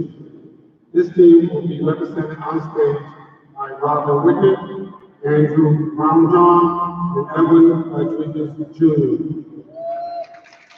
I'd like to ask all additional team members who are on the stand today to please stand and be recognized.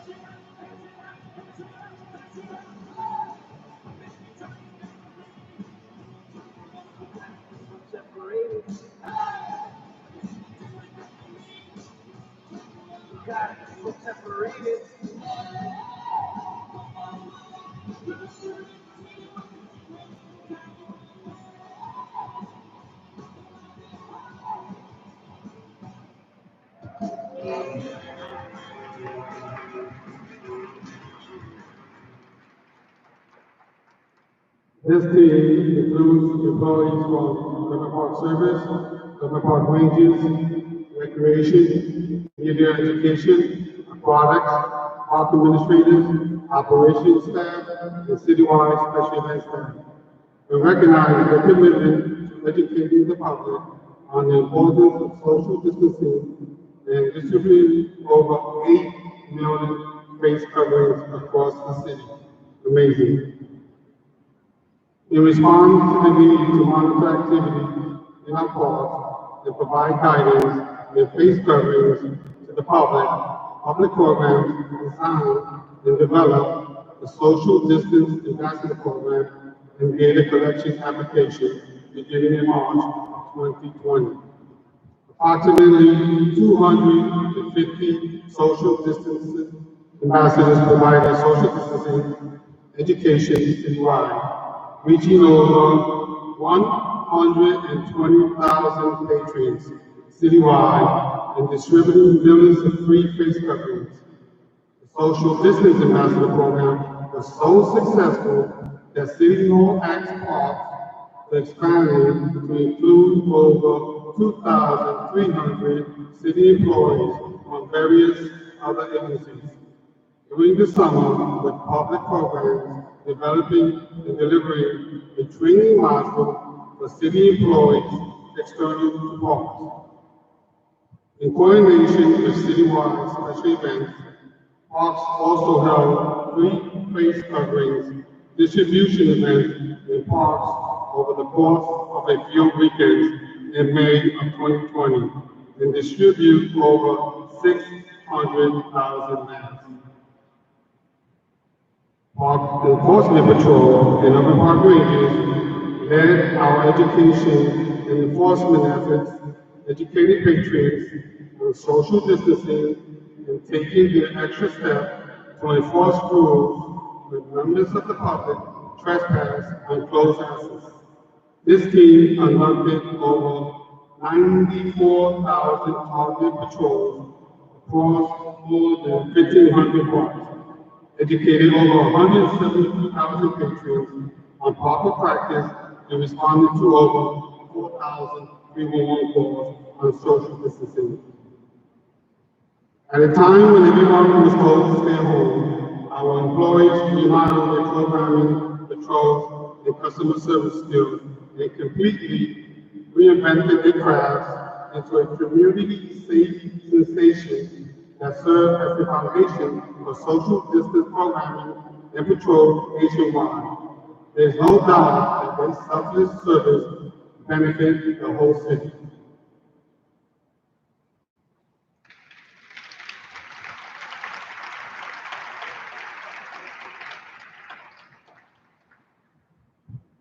I am happy to accept this award on behalf of all its recipients, and I hope that I speak for all of us when I say, one need never leave the confines of New York to get all the greenery one wishes. I can't even enjoy a blade of grass unless I know there's a subway near me, or a record store, or some other sign that people do not totally regret life. Frank O'Hara included this line in a poem that I revisited as the pandemic began. From 1954, it is called, appropriately, Meditations in an Emergency. I do not think that he anticipated a year in which record stores, cafes, and even the subway would temporarily vanish from the landscape of this city. What remained in the wake of that first wave comes as no surprise to any of us gathered here. All the greenery one wishes. What better place for citizens with nowhere left to go than to visit their parks and conduct their own meditations in this emergency? And so they did. In my time at NYC parks, I have seen many challenges met and transformed. Blizzards into snow days, fallen trees into plantings, lots into community gardens. I am sure everyone can remember the first cold, rainy Monday last spring when they saw a park unexpectedly packed with patrons.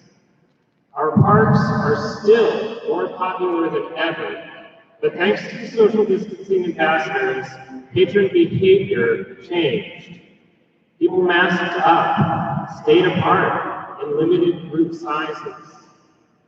I would like to thank everyone for acknowledging the tremendous effort required to make those changes possible, all while ensuring that our parks remain a place where everyone feels safe, welcome, and accepted. More importantly, I want to thank all of my colleagues who acted as social distancing ambassadors, full-time and seasonal alike. This would not have been possible without them. Thank you.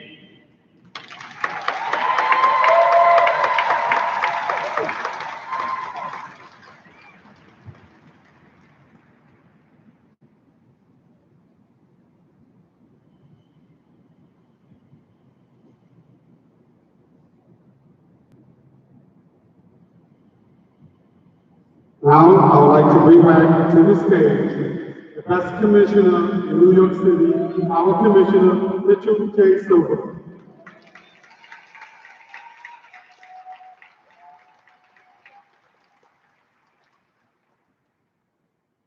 First some news, I'll be offering my closing remarks online so we have 5 more awards to go. We're running a little bit behind. So I'll work with the media team and we'll invite you all via Zoom to give my closing remarks. So the next recipient is for the Gordon J. Davis Renaissance Award.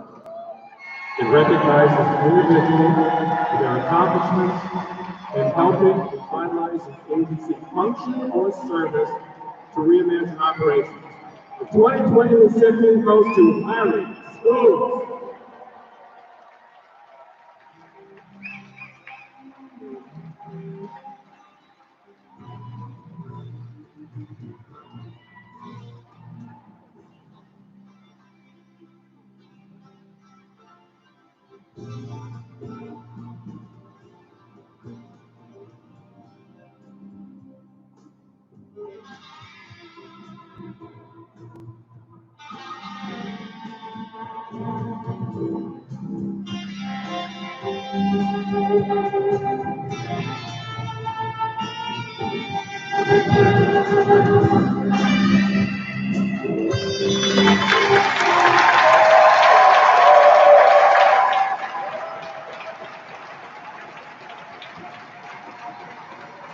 So Larry serves as our Chief of Operations for Bronx, moving his way up through the ranks over the past 36 years.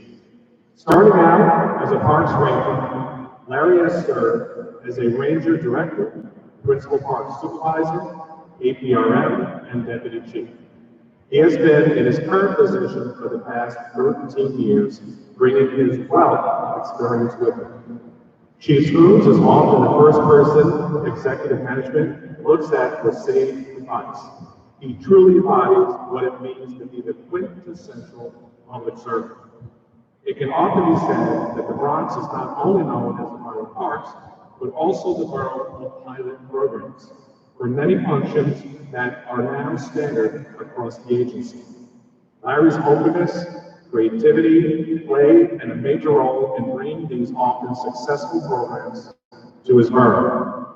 Examples include the Ops 21 program, the Trash Management program, and the Drinking Fountain Lead Abatement program.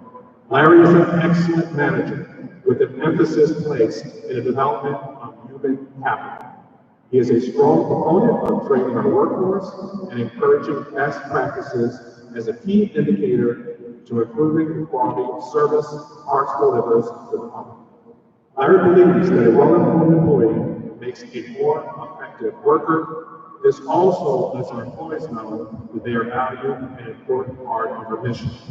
Larry is universally respected for his extensive knowledge and experience in his pursuit of excellence, high-level professionalism, and unwavering commitment to public service. Chief Scrooge always leads by example.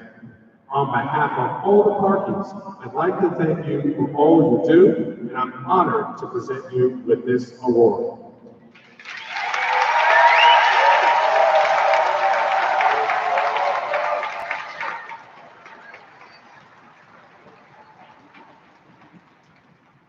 Thank you, Commissioner. Thank you for helping me open my eyes to some really important things in the last 7 years. I really appreciate that. Thank you to everybody here. There's a lot of people up there whose first name is Commissioner. I'm not going to go through all of you, but I appreciate everything that you've done with me and rubbed my nose in and coached me through over the years. There's a few things that I'm proud of in my life. Being part of this organization, all of you people, is one of the most significant things that I am proud of. So I looked up Gordon Davis online because, I've met him a number of times, but I can't really say that I know him. So I have to tell you, just in a very short summation, he's a very larger-than-life figure. He's someone who has made waves, someone who has innovated things, someone who has pushed to get stuff done, and all the while doing that without becoming a pariah, using really incredible diplomatic skills. So if I have any little ability to ride on his coattails, I am very honored. I want to kind of talk just for a second about things that I take from his life, one of which is taking risks. And It's pretty easy when you're in an organization like us, a big bureaucracy, but you don't take risks. You just kind of make things go along the way they've always gone along. But then nothing ever changes. Nothing ever gets better. People don't benefit from paying all the money for our salaries. So, Gordon Davis took a lot of risks. Over the course of a lot of years, he did a lot of different things. One example was when he became a commissioner for less than a year, he said, I want 100 urban park rangers working in the New York City parks. And he just pushed and pushed until that happened. He had to do some really creative budgeting, I think, David, in order to do that. And that rock that he threw into the pond had ripples that spread out throughout the Parks Department and throughout the world. So I'm one of those ripples. I would never have stayed in New York if it hadn't been for that, and I wouldn't have had a career in the Parks Department. And there are countless other examples of things that he innovated, he pushed on, he made happen with, as I say, incredible aplomb, incredible diplomacy in the jazz at Lincoln Center.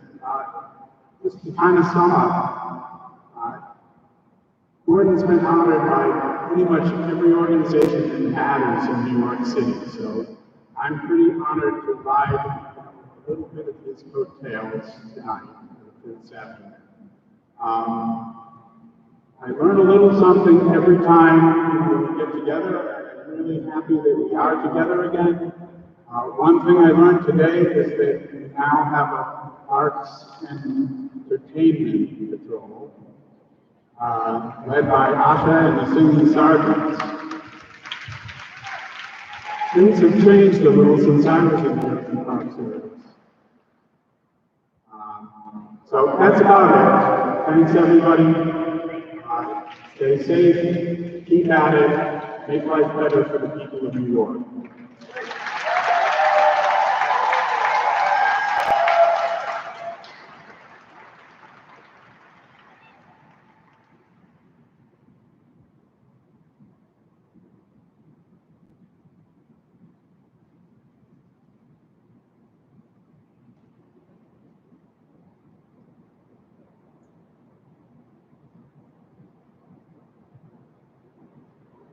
The next award is the Mary Purcell Award for Public Service.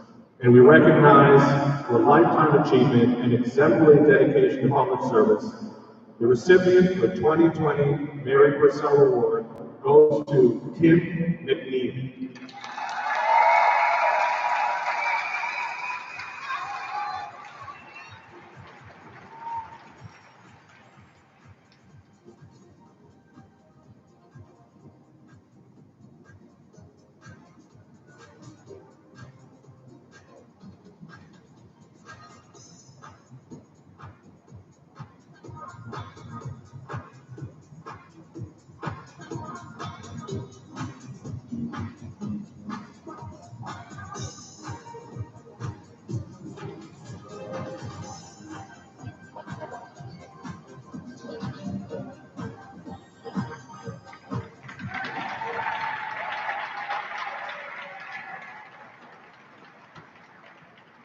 Kim serves as our Chief of Recreation for Manhattan.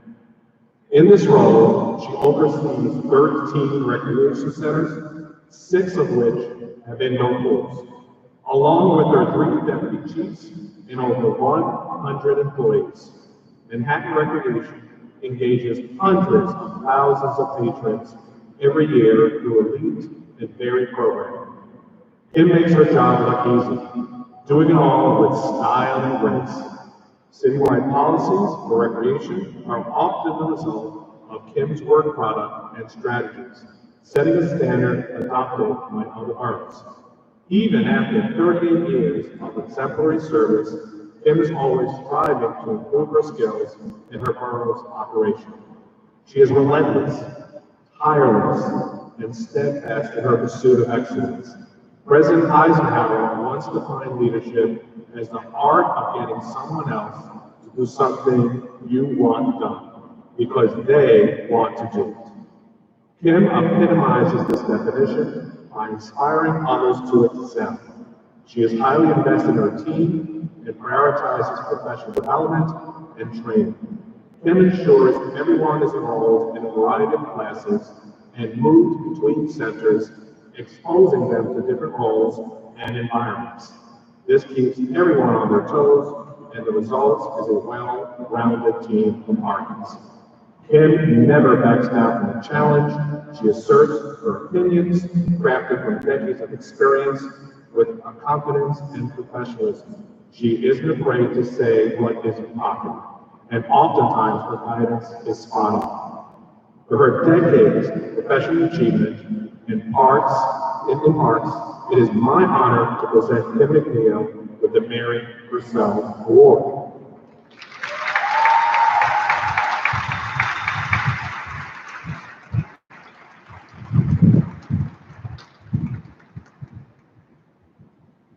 Good afternoon, everyone.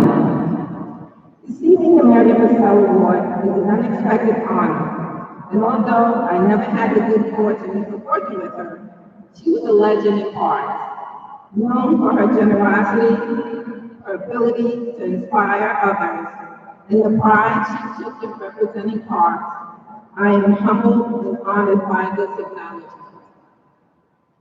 I would like to take time to thank a couple of people because I would not be here today without their inspiration and help.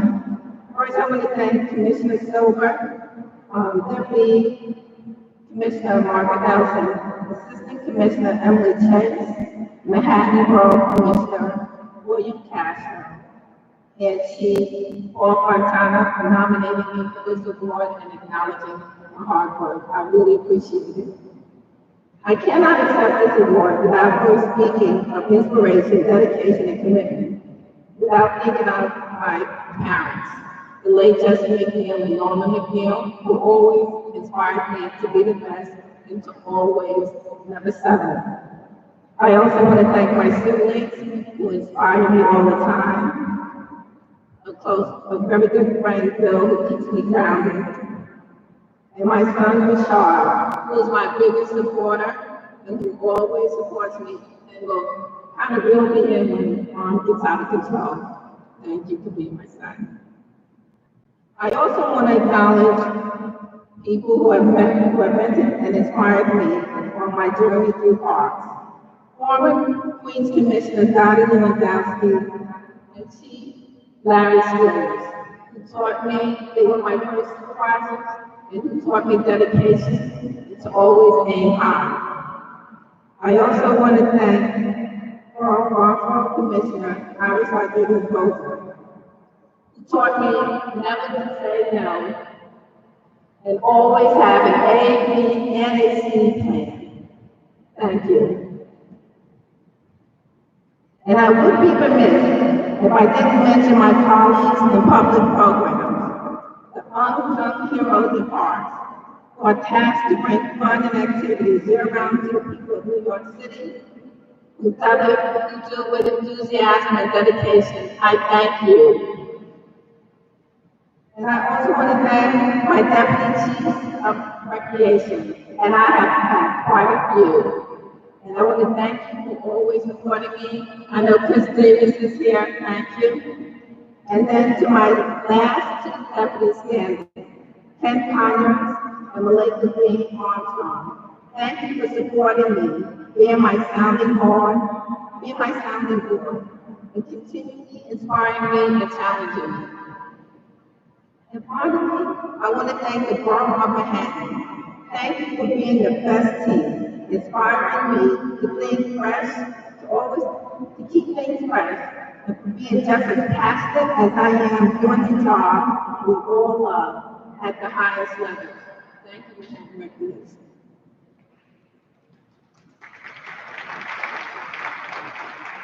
How can I express in 250 words or less a random opportunity from a former borough commissioner, Julius Holloway, who saw the potential in a young woman and how that opportunity was set me on a career path that would span 38 years, 4 boroughs, and 7 career changes. that has been unexpectedly fulfilling. Who knew becoming an urban ranger in 1983, along with 13 other rangers in the early days of Katona Park in the South Bronx, would be the catalyst for change in the parking community, and that early experience would be the motivating factor and drive throughout my career to want to be an inspiring public figure who touch as many New Yorkers as possible. And today, as I close out my career in parks, I feel I have more than succeeded at being a great public servant, delivering diverse programs to the borough of Manhattan, to the centers and the parks.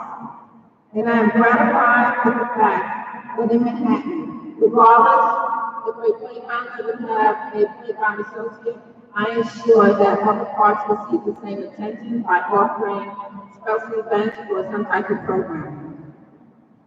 And one thing I'm very proud of is ensuring that every Manhattan Recreation Center, anyone who uses the Manhattan Recreation Center receives the same services. That I'm most proud of. But in the end, the highlight of my career has been working with all of you, my fellow partners, for which I'm most grateful for.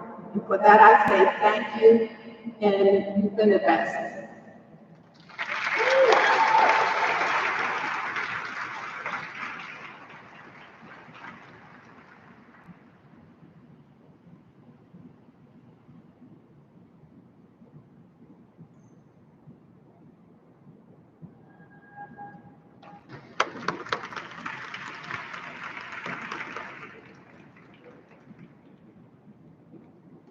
So this year, I selected 2 individuals to receive the Commissioner's Award.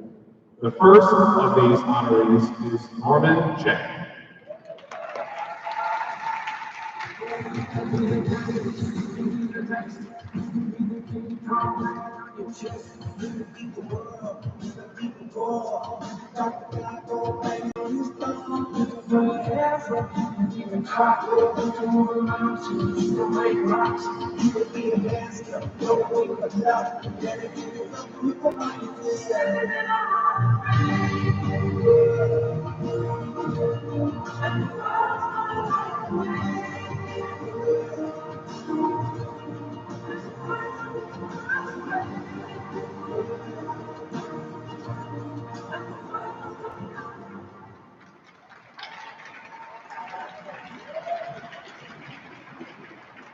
As Director of Emergency Management, Norman Chan is a man with a plan.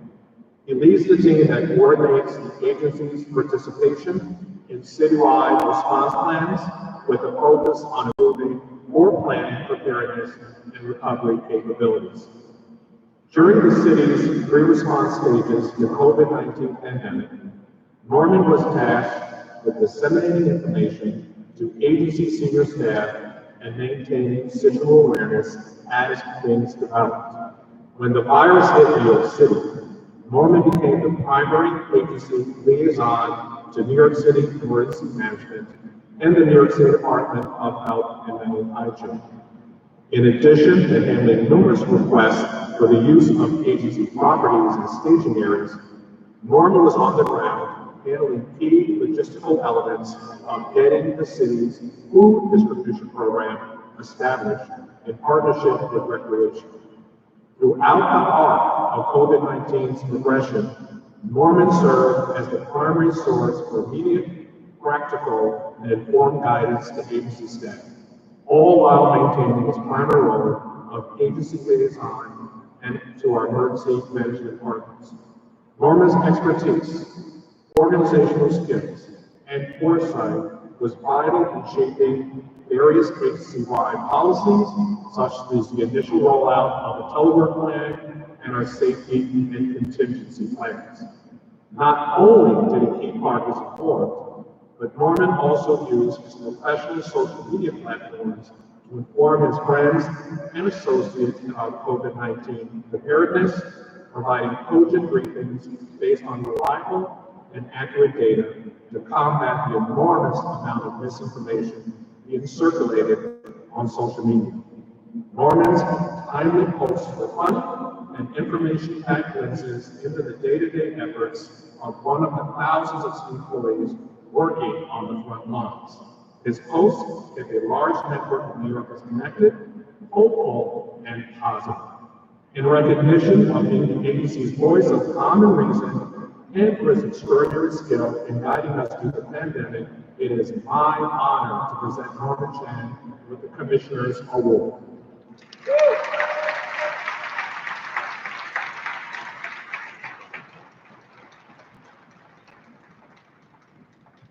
Hi everyone. It's quite fitting that I get to address everyone today. I'll start with my customary weather report. It's going to be hot all week. Thank you to the architects of this building for building such a wonderful place. When I heard open air, no air conditioning, I thought we were going to burn in here. But it's quite bearable. We've heard many wonderful stories about what our entire agency did throughout the pandemic. Health officers and managers doing social distancing, education, and mask distribution. Recreation staff running food distribution sites. Means operating personnel tirelessly coming in on a daily basis to ensure that our parks were clean and safe for the public. These are some of the many examples of how we collectively stepped up as an agency to help New Yorkers during these challenging times. We all worked hard, and this past year and a half has truly been a blur. I remember returning from a family vacation and then suddenly being invited to present at a senior staff meeting on the day of return to provide situational awareness about COVID. And this was before it spread around the world. It soon became a pandemic, and we were suddenly dealing with testing sites, food distribution, mobile hospitals, and logistical staging areas.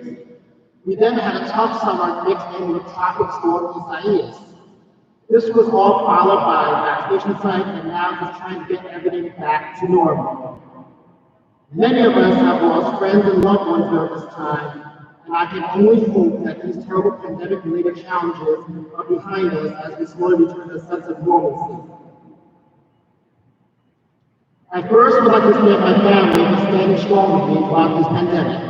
It was a long, tough road, working long hours for a few months straight with very little time spent with them. This was especially hard on my kids, as my wife Barbara is a nurse and also had the same long hours that I did. I definitely must apologize to my kids, Zachary and Zoe. I'm probably the worst school teacher you ever had as we struggle with Google Classroom and remote learning. But you guys must be happy that we're here today as we got to miss a whole day of school. But we did put you to work.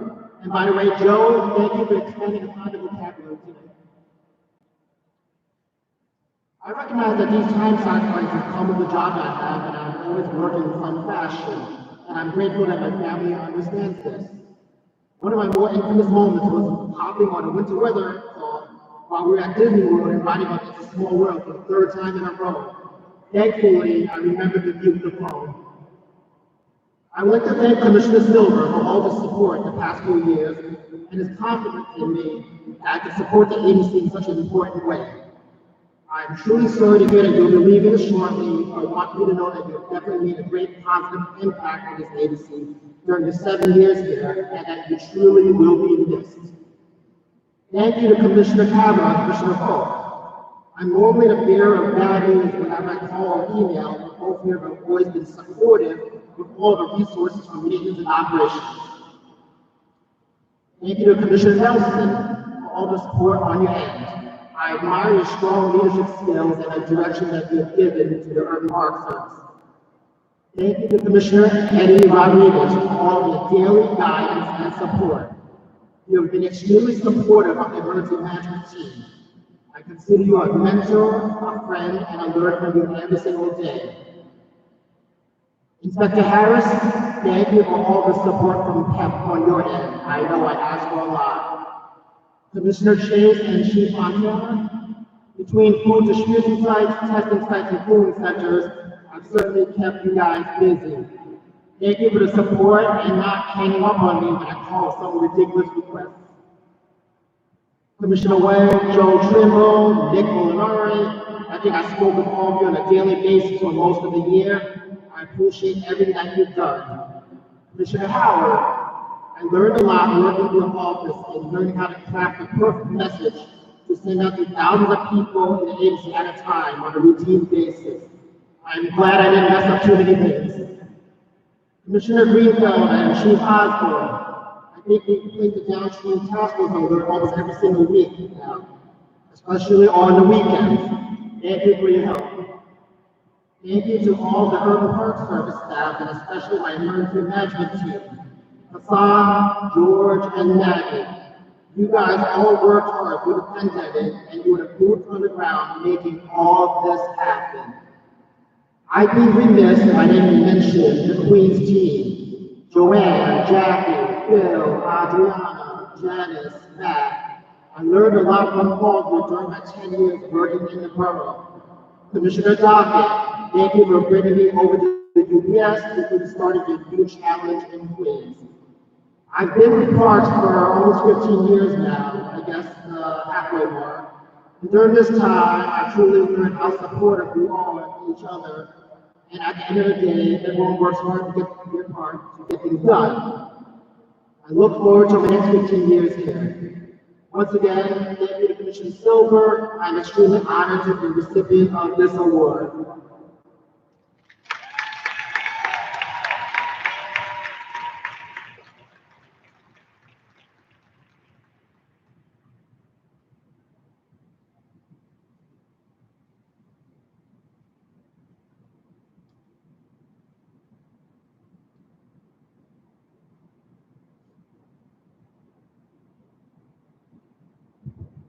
Our second recipient of the Commissioner Award goes to Crystal Howard.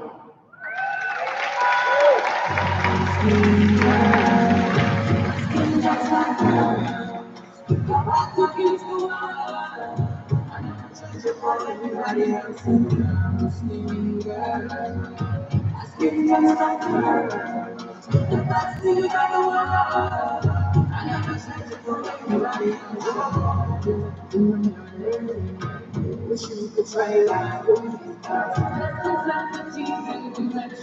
But you skin it, glow like diamond. Leave me like a jerk, you begin to like everything I like, baby, know you're worth it. I want everything about you, fucking happy. To every single part about it, need to know. Skin down, broken.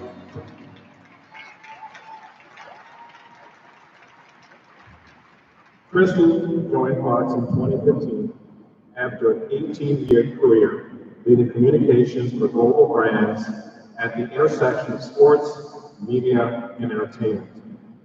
As a communications maven, Crystal works closely with key stakeholders across each division, City Hall, sister agencies, and partner organizations.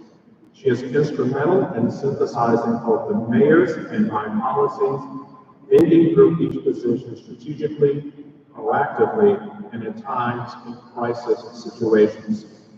Last year, amid the ongoing pandemic and social unrest, Crystal worked closely with me to create Reflections On series. This series instituted listening sessions and panel discussions in an effort to create a safe space for open, honest, and candid dialogue for all parties. The platform provided an opportunity to address current issues, such as institutional racism and injustice against people of color in America, and the recent increase in bias instances and hate crimes against Asian Americans and Pacific Islander communities. In addition to commemorating Juneteenth, Crystal played a key role in helping bring Juneteenth Road to life at Cabot Plaza Park. 19 new flowering trees were planted, along with newly designed banners and benches painted in the colors of the Pan-African flag. When the agency pledged the continuous commitment to demonstrating how it stands in solidarity with the Black community, Crystal helped facilitate this mission in honor of the 51st anniversary of Black Solidarity Day. The agency renamed 10 art spaces in honor of the Black experience in New York City. These newly named art spaces feature some of the most recognizable names in the city's African American history, including James Baldwin, Ella Fitzgerald, and local community leaders like Reverend Dr. Maggie Howard. In a tumultuous year that was 2020 and beyond, Crystal has been a guiding force. Her expertise, leadership, elevated arts, communication, and has helped foster a cohesive identity and message for the agency. So for her contributions, she has been effective to help strengthen the public's trust that parks will create and sustain thriving arts and public spaces for all New Yorkers. I wanted to add my personal reflections about Crystal.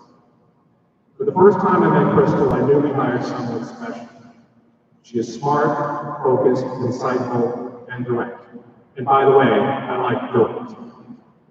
Whether Crystal knew it or not, she became my guardian angel.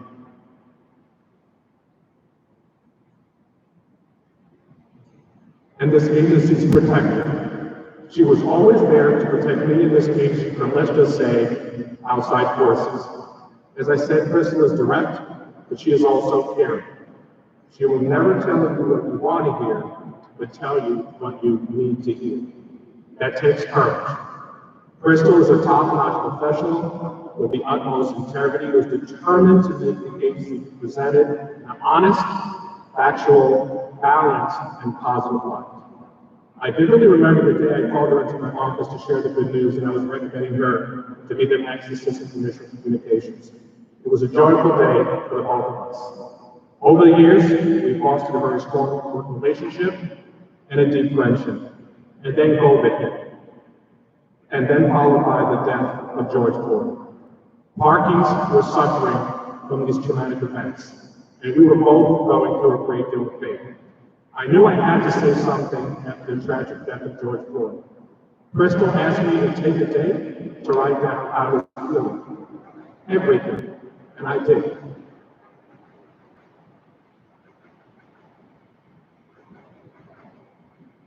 Crystal took my words and completed my thoughts because she was going through the same trauma and emotions as me. Crystal always seems to find the words, the right words, in her talented, deeply thoughtful, and powerful way. From reflections to broadcasts, to public statements, through the darkest days of this agency, Crystal was there for me, and she was there for this agency. So, for those reasons, for her expertise, her wisdom and professionalism in elevating arts communication, it is my privilege to present Crystal Howard with the Commissioner's Award.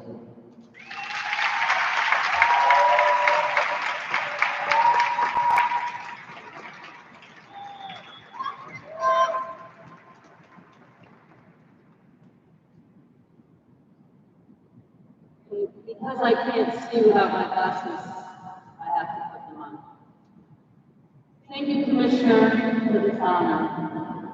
To my fellow 2020 honorees, you inspired me to be the best party I can be every day. Fellow senior staffers, your support, especially over the past year, from the calls, the emails, the text messages, the cups of Starbucks, the strawberry sandwiches, and Kit Kats via inter-office mail.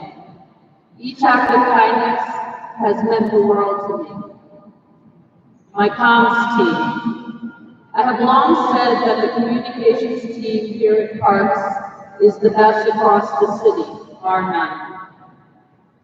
I don't say that just because I'm the head of this team. I say it because when I look at the work that you do, putting first the people of New York City, the people we serve, there truly is no better team than ours. And it is my pleasure every single day to work with the nearly 20 people in the communications division. Sorry, Commissioner Silver got me and I'm a little off my game. For the press team, we're taking on the toughest media market in the world, especially on the hardest days. For photo, we're documenting all the things parks. Content for your creativity and always knowing what New Yorkers want. And with honorable mention, I'll just say parks at home. Our digital team, we're always making each division's digital needs seems simple. You guys truly rock. Moments like this call for reflection. It takes me back to when I first arrived at Park 6 years ago. Many of you probably don't know, but I had one foot out the door before I even got settled in. When I got to Parks, I was having FOMO. For those who don't know what FOMO is, it means the fear of missing out. As Commissioner Silver mentioned, for the first 18 years of my career, I worked at some pretty rad brands. I missed my old life of working in sports and entertainment, of flying across the country, hanging out with my old friends. I was constantly looking for my next opportunity, but every opportunity that presented itself wasn't better than what I had here at Parks. And by went my FOMO. Not only because of these things I used to do, the people I used to know, they all came together here in our parks, on our playgrounds and our basketball courts. Because parks are our gathering spaces for memory making. I saw them more working here at parks than I did when I actually worked in those industries. I also found another thing in parks that I never fathomed. I found members of my mother's family. Thanks to Doug Kilcohen and his passion for Hopkins House Park and the history of the way its original people live about it, and who just happened also to be married to one of my cousins on Stephanie. What was also important to me was that I worked with some of the smartest, most dedicated people, all who had committed their lives to serving New Yorkers, whether by circumstance or by practice. And I learned a lot of that passion and commitment by attending Employee of the Month and annual awards events. Parkies are so inspiring. At the center of it all are the people I work with every day, from the frontline Parkies who actually make parks happen, to my colleagues, my team, and at the helm of it all, Commissioner Silver. You're one of the most honorable people I have ever met. It may sound cliche, but in communication, listening and observing are the skills above all. One of the first things that struck me about Commissioner Silver was his message of care. And it wasn't just talk. That caring was in the fiber of his being. He gained my ultimate respect when I saw him do something I pride myself with doing my whole career. He develops relationships with everyone, from the bottom up, demonstrating humanity. It's easy to foster a relationship and build camaraderie with someone you believe in. And that makes work representing them and the agency they run a passion project, not just work. From professional and personal crisis, from the fun times to the world feeling like it's coming down around us during a pandemic and the social and racial reckoning, and many of our reflections. And of course, I'd be remiss if I don't mention my pandemic puppy, Romare. There's no one I'd rather have been in lockstep with, even when we're not in lockstep, than Commissioner Silver and the teams here at Park. I wanted to end with a poem, but I couldn't decide which was one of my favorites. Phenomenal Woman and Still I Rise by Maya Angelou, or We Wear the Mask by Paul Lawrence Dunbar, to share with you. So instead I end with a quote from Dr. Angelou. Nothing can dim the light which shines from within. Commissioner Silver, thank you for never making me feel like I have to shrink who I am and always allow me to bring my true light and self to every day here at Parks, a place I love, for the past 6 years. Commissioner, and all that I work with, the past 6 years have been the benefit, see now I'm tongue-tied. The past 6 years have been the best of my 26-year career, and I thank you.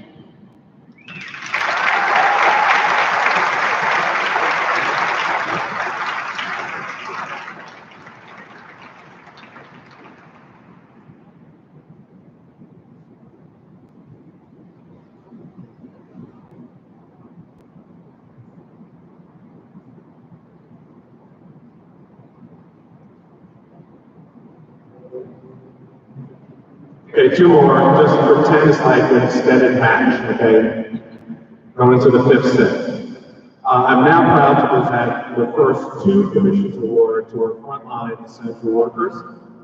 The expansive team encompasses employees in Bronx operations, Brooklyn operations, Queens operations, Staten operations, public programs, urban park service, citywide services, and the parks inspection program. I now ask all frontline essential workers in this meeting to get on your feet, and so everyone can put their hands together as we bring you to the stage. From the Bronx, Janine Mansler, Charlene Lebo, Omar Leonard, Kylie Maxwell, and Ida Levy. From Queens, Joseph Spano, Boris Susan Armand, Curtis Weinke. From Staten Island, Tony Acamone, Vinny Escella, and James McMahon. From Brooklyn, Lauren Sylvester, Jamala McNeil, Stephen Arson, Leonid Millman, Quincy Vasquez, Ariel Deverkapa, and Agnes Simon. From Manhattan, Tina Kaufman, Pretend Gregoria, Joe Walker, Larry Duante, Lori Anderson, George Rennie, and Robert Dodd. From Urban Park Service, Adrian Johnson. From Public Programs, Max Sue, Sophia DeGraff, Sarah Stewart, and Rodolfo Riera. And to accept this award on behalf of all the frontline essential workers, Clinton Johnson, Vinny Lucillo, Azutano, Alvi, Wilfredo Carmine. Put your hands together.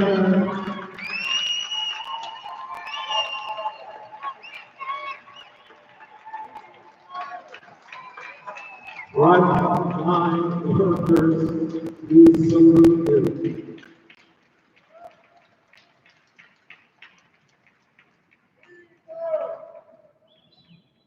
So there will be no video for this segment, but as you can see, we were able to convince many of the New York City icons to light up in green. That was May of last year, and it went global. So over a year ago, the Parks Department paid tribute to our frontline workers by lighting up our headquarters sites, parks, monuments across the city, and even the Empire State Building in green. Our friends in San Francisco, England, and as far away as Australia showed their support as well as monuments turned green across the globe. It was truly spectacular. At Parks, frontline workers are comprised of our full complement of employees of maintenance and operations, public programs, urban park service, and the parks inspection program. This group includes thousands of devoted employees who tirelessly maintain our open spaces across the city throughout the pandemic, while also educating and safeguarding our patrons. Pivoting weekly to ever-changing guidance from the CDC to ensure parks was maintaining the highest level of enhanced cleaning protocols. These heroes in green courageously travel to work every day while many of the elderly workers work from home. They all know how important it is to provide the public with clean, safe, and accessible open spaces. This is especially true during the height of the pandemic, when parks was the only outlet for New Yorkers who were otherwise trapped in their homes. CPWs, APSWs, PSs, APRNs, CSAs, hop workers, and gardeners were constant stewards for thousands of properties. Recreation specialists, recreation supervisors, and aquatic staff acted as social distance ambassadors, staff learning labs, PEP officers, sergeants, and captains educated and safeguarded the public, and our inspectors from OPM ensured all hazards were identified and corrected.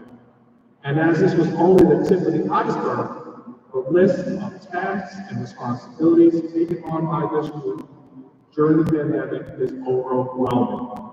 Frontline Essential Cover Program provided vital services in support of the community, created innovative programs and online activities, educated the public, and the list goes on and on and on. You heard about many of these programs earlier in today's program. As all of our frontline essential workers demonstrated their dedication and parking spirit as they continue to provide outstanding service to New Yorkers and also to our tourists. I am honored and humbled to have been your leader for the past 7 years. I congratulate you on a job well done. You all make us proud. Please give them again for another round of applause.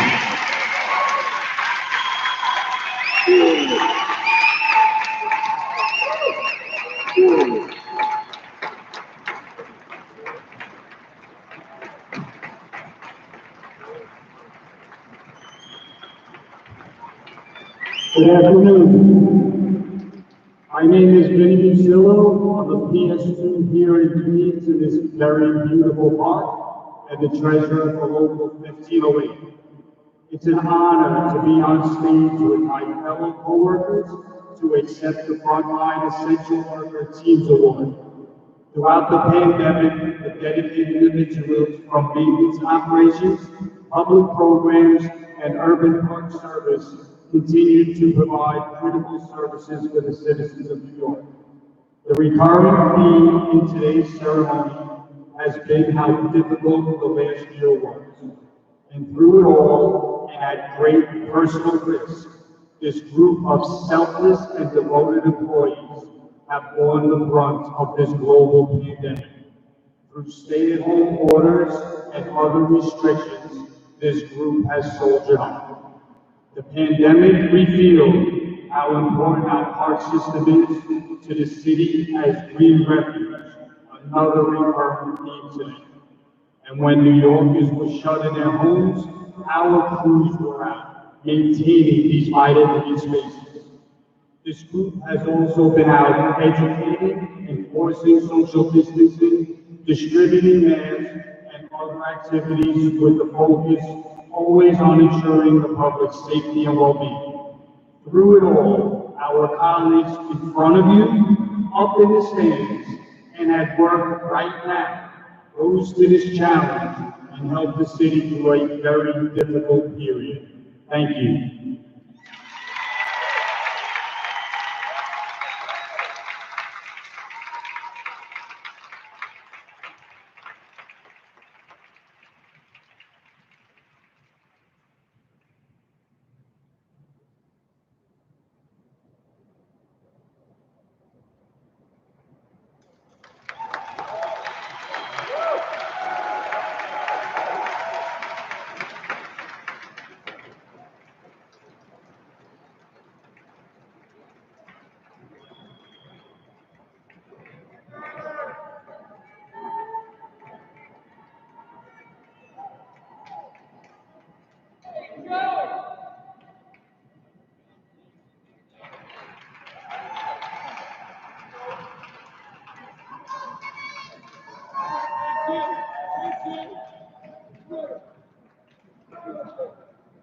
So we come to our final award of the day, our second Commissioner's Team Award and our last award for 2020 goes to my outer office, otherwise known as Team Phenom. This team consists of Sam Peterman, Suzanne Bachman, Lisa Brownlee, Dorothy DeLauro, Enrique Lopez, Mark McCormick, Giovanna Papa, and Melody Rodriguez.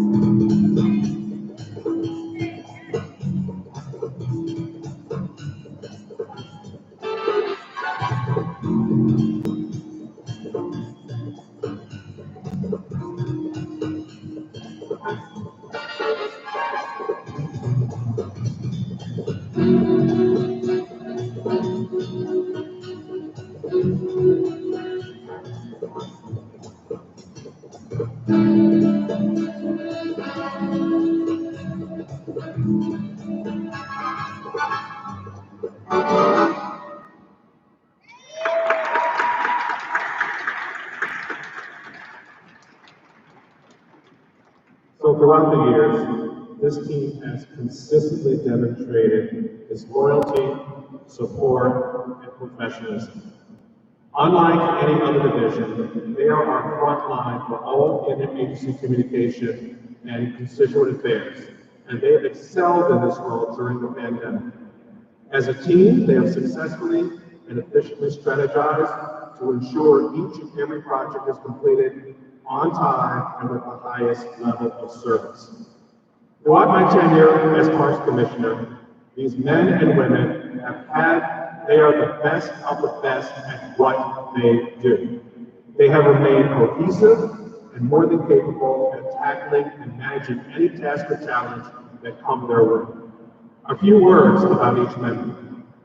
When the city's response to the COVID-19 pandemic pulled Julian McLaughlin away from parks, Sam Biederman quickly stepped up to manage an ever-changing situation while also maintaining his role as Assistant Commissioner for COPD.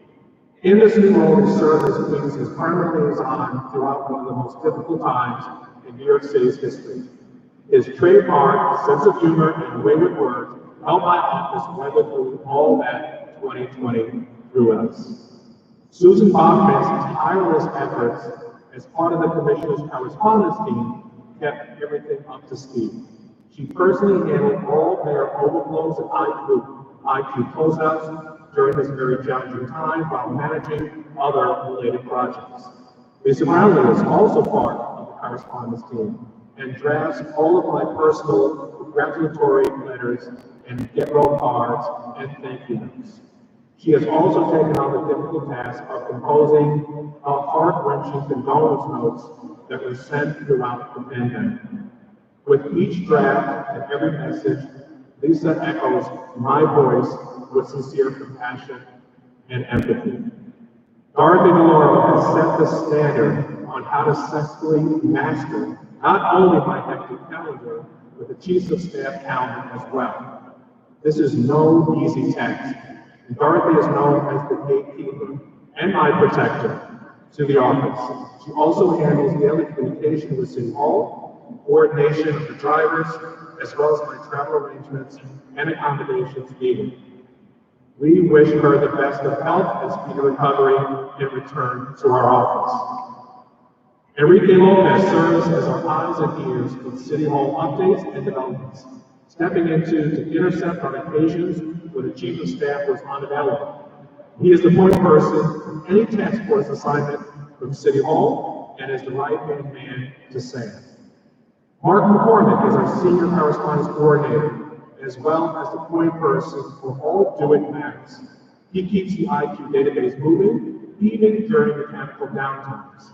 He is vital to the mitigation of our technical issues, and especially at the start of the pandemic.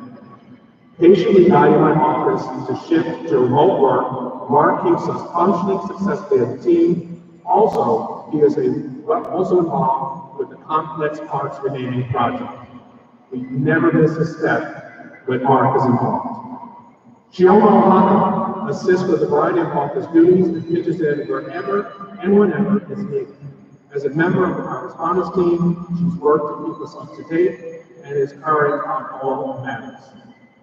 Melody Rodriguez took over the responsibility of coordinating and scheduling high-level AC meetings and requests, ensuring that each day runs as smoothly as possible. Over the last several months, she's gone above and beyond in this role, juggling dozens of appointments requests with ease, and she also serves as my primary advance, making sure I'm prepared for press events. Her determination and institutional knowledge prove essential every day in our agency's mission. I also want to give a shout out to my mobile office. The drivers will also always get recognized. To Anthony Malone, Steve Rodroska, and backup driver Officer Jonathan Martinez. I want to thank them through COVID for making sure I get from point A to point B, masks up, windows down.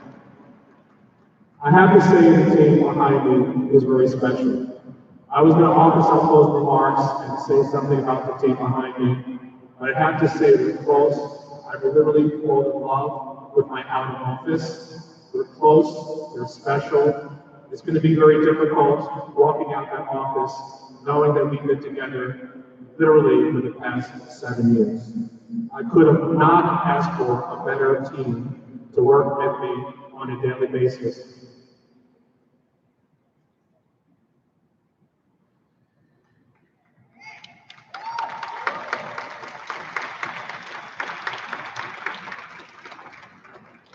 And I'm going to truly miss them all. Thank you. Congratulations to Team Pino.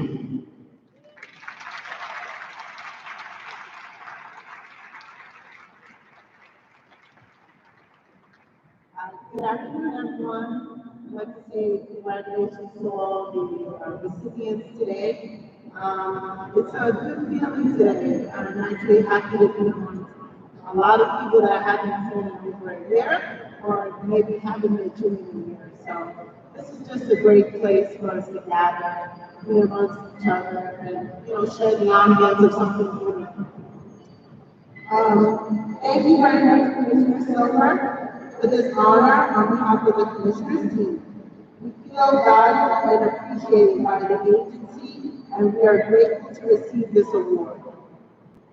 We would also like to thank our families and our friends for their unconditional support and love. We complete a variety of daily tasks in the Commissioner's office, and in doing so, we wear so many different hats. However, we are also able to hand the baton over to the next team member without missing a beat. We keep the Commissioner running like a track star. He is in and out of the office. We have a strong work ethic and set a high bar, but the bottom line is we do what we love because we do what we do. Commissioner, thank you for your hard work and dedication in taking this agency to new heights. Even through an unprecedented pandemic, much social unrest, and stormy weather, you took those challenges personally, offering words of compassion, encouragement, and resilience amid sorrow, confusion, and uncertainty. On a personal level, Commissioner, it has been a true delight to work with you over the years. From our team lunches, where we found out that he doesn't look into people's bathroom cabinets, holiday parties at the Arsenal events, where we have seen him get down and low, move more step challenges. If you're on his team, you better believe that he's watching. Team outings, Zoom gatherings, we have been given the opportunity to know so much about you. From all of us, we want to thank you for being the real you and loving everything that life has to offer. You have touched so many people's lives within the agency and throughout the city that you will never be forgotten. We are family first and foremost, which is what Parks is really about. So don't think for a second that this is the end. Instead, we have a great big family that you will see at the next family outing, reunion, or holiday party. I'd like to leave you with this quote from Marianne Williamson, who said, "We were born to make manifest the glory of God that is within us. It is not just in some of us, it is in every one of you. As we let our own light shine, we consciously give other people permission to do the same. And Commissioner, you did that. You allowed Parks to shine.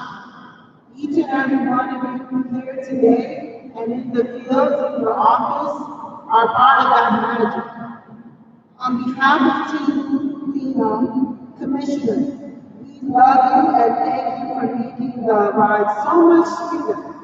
Signing off with some peace, glitter, and a dash of spice. Thank you. Thank you. And Commissioner, we're not going to let you go because I'm doing something for you. So I want everybody to direct their eyes to the screens.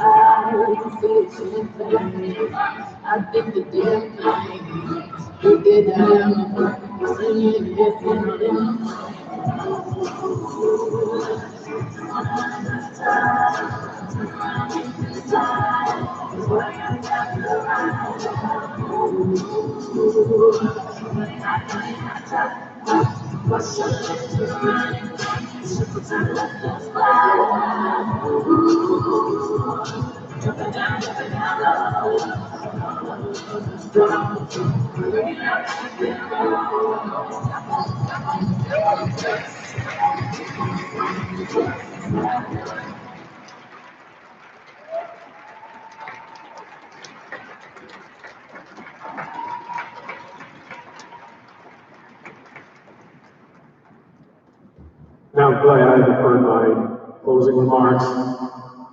I want to thank all of you. It has been an amazing 7 years. I came in here as a planner, not knowing much about parks, and I walk away absolutely in love with parks, parkies, and everything about the city and this agency. When I do give my closing remarks, I want to share what we've been able to do together. But I'll kind of end this note. I do want to leave a legacy, but the legacy left with me is I came in with dark hair and I'm leaving with gray hair. So I guess that's what happens if you work your tail off and look at those pictures, you can slowly see the color changing. Thank you for a lifetime of memories.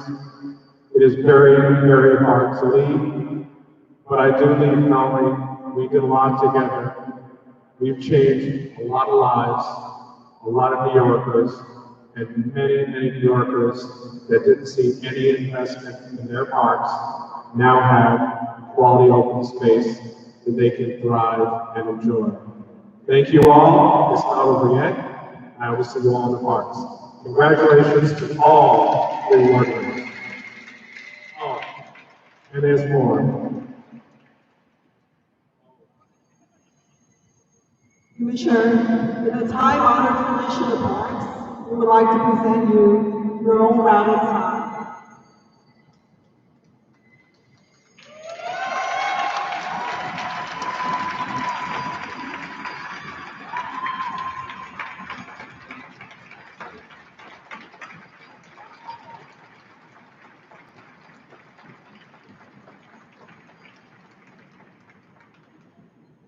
Okay, that's great.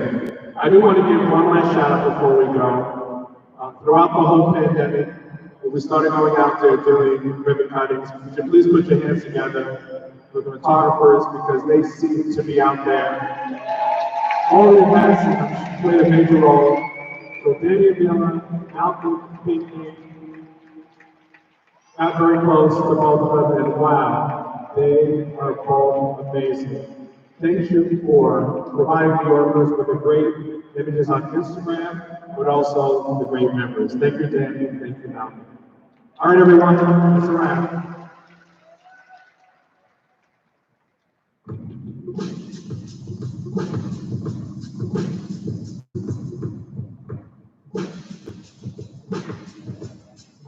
Yeah, I'm out in Brooklyn. Yeah, I'm getting traffic. Right next to the depot. I'm a little fast one. I'm the new Sinatra. And since I made it here, I can make it anywhere. Getting up everywhere. I used to have an hour. All of my visiting hours right here on Broad Street. Only after that is making too much of everybody. My association is meeting. She might have been a good switch. Like the back in all white legs. So slow. It's from Texas. Me and my best stop. Now I live on fields, and I put my sports with me. Say whenever it's not time, still sitting for the end. It's quite exciting. Spiked up.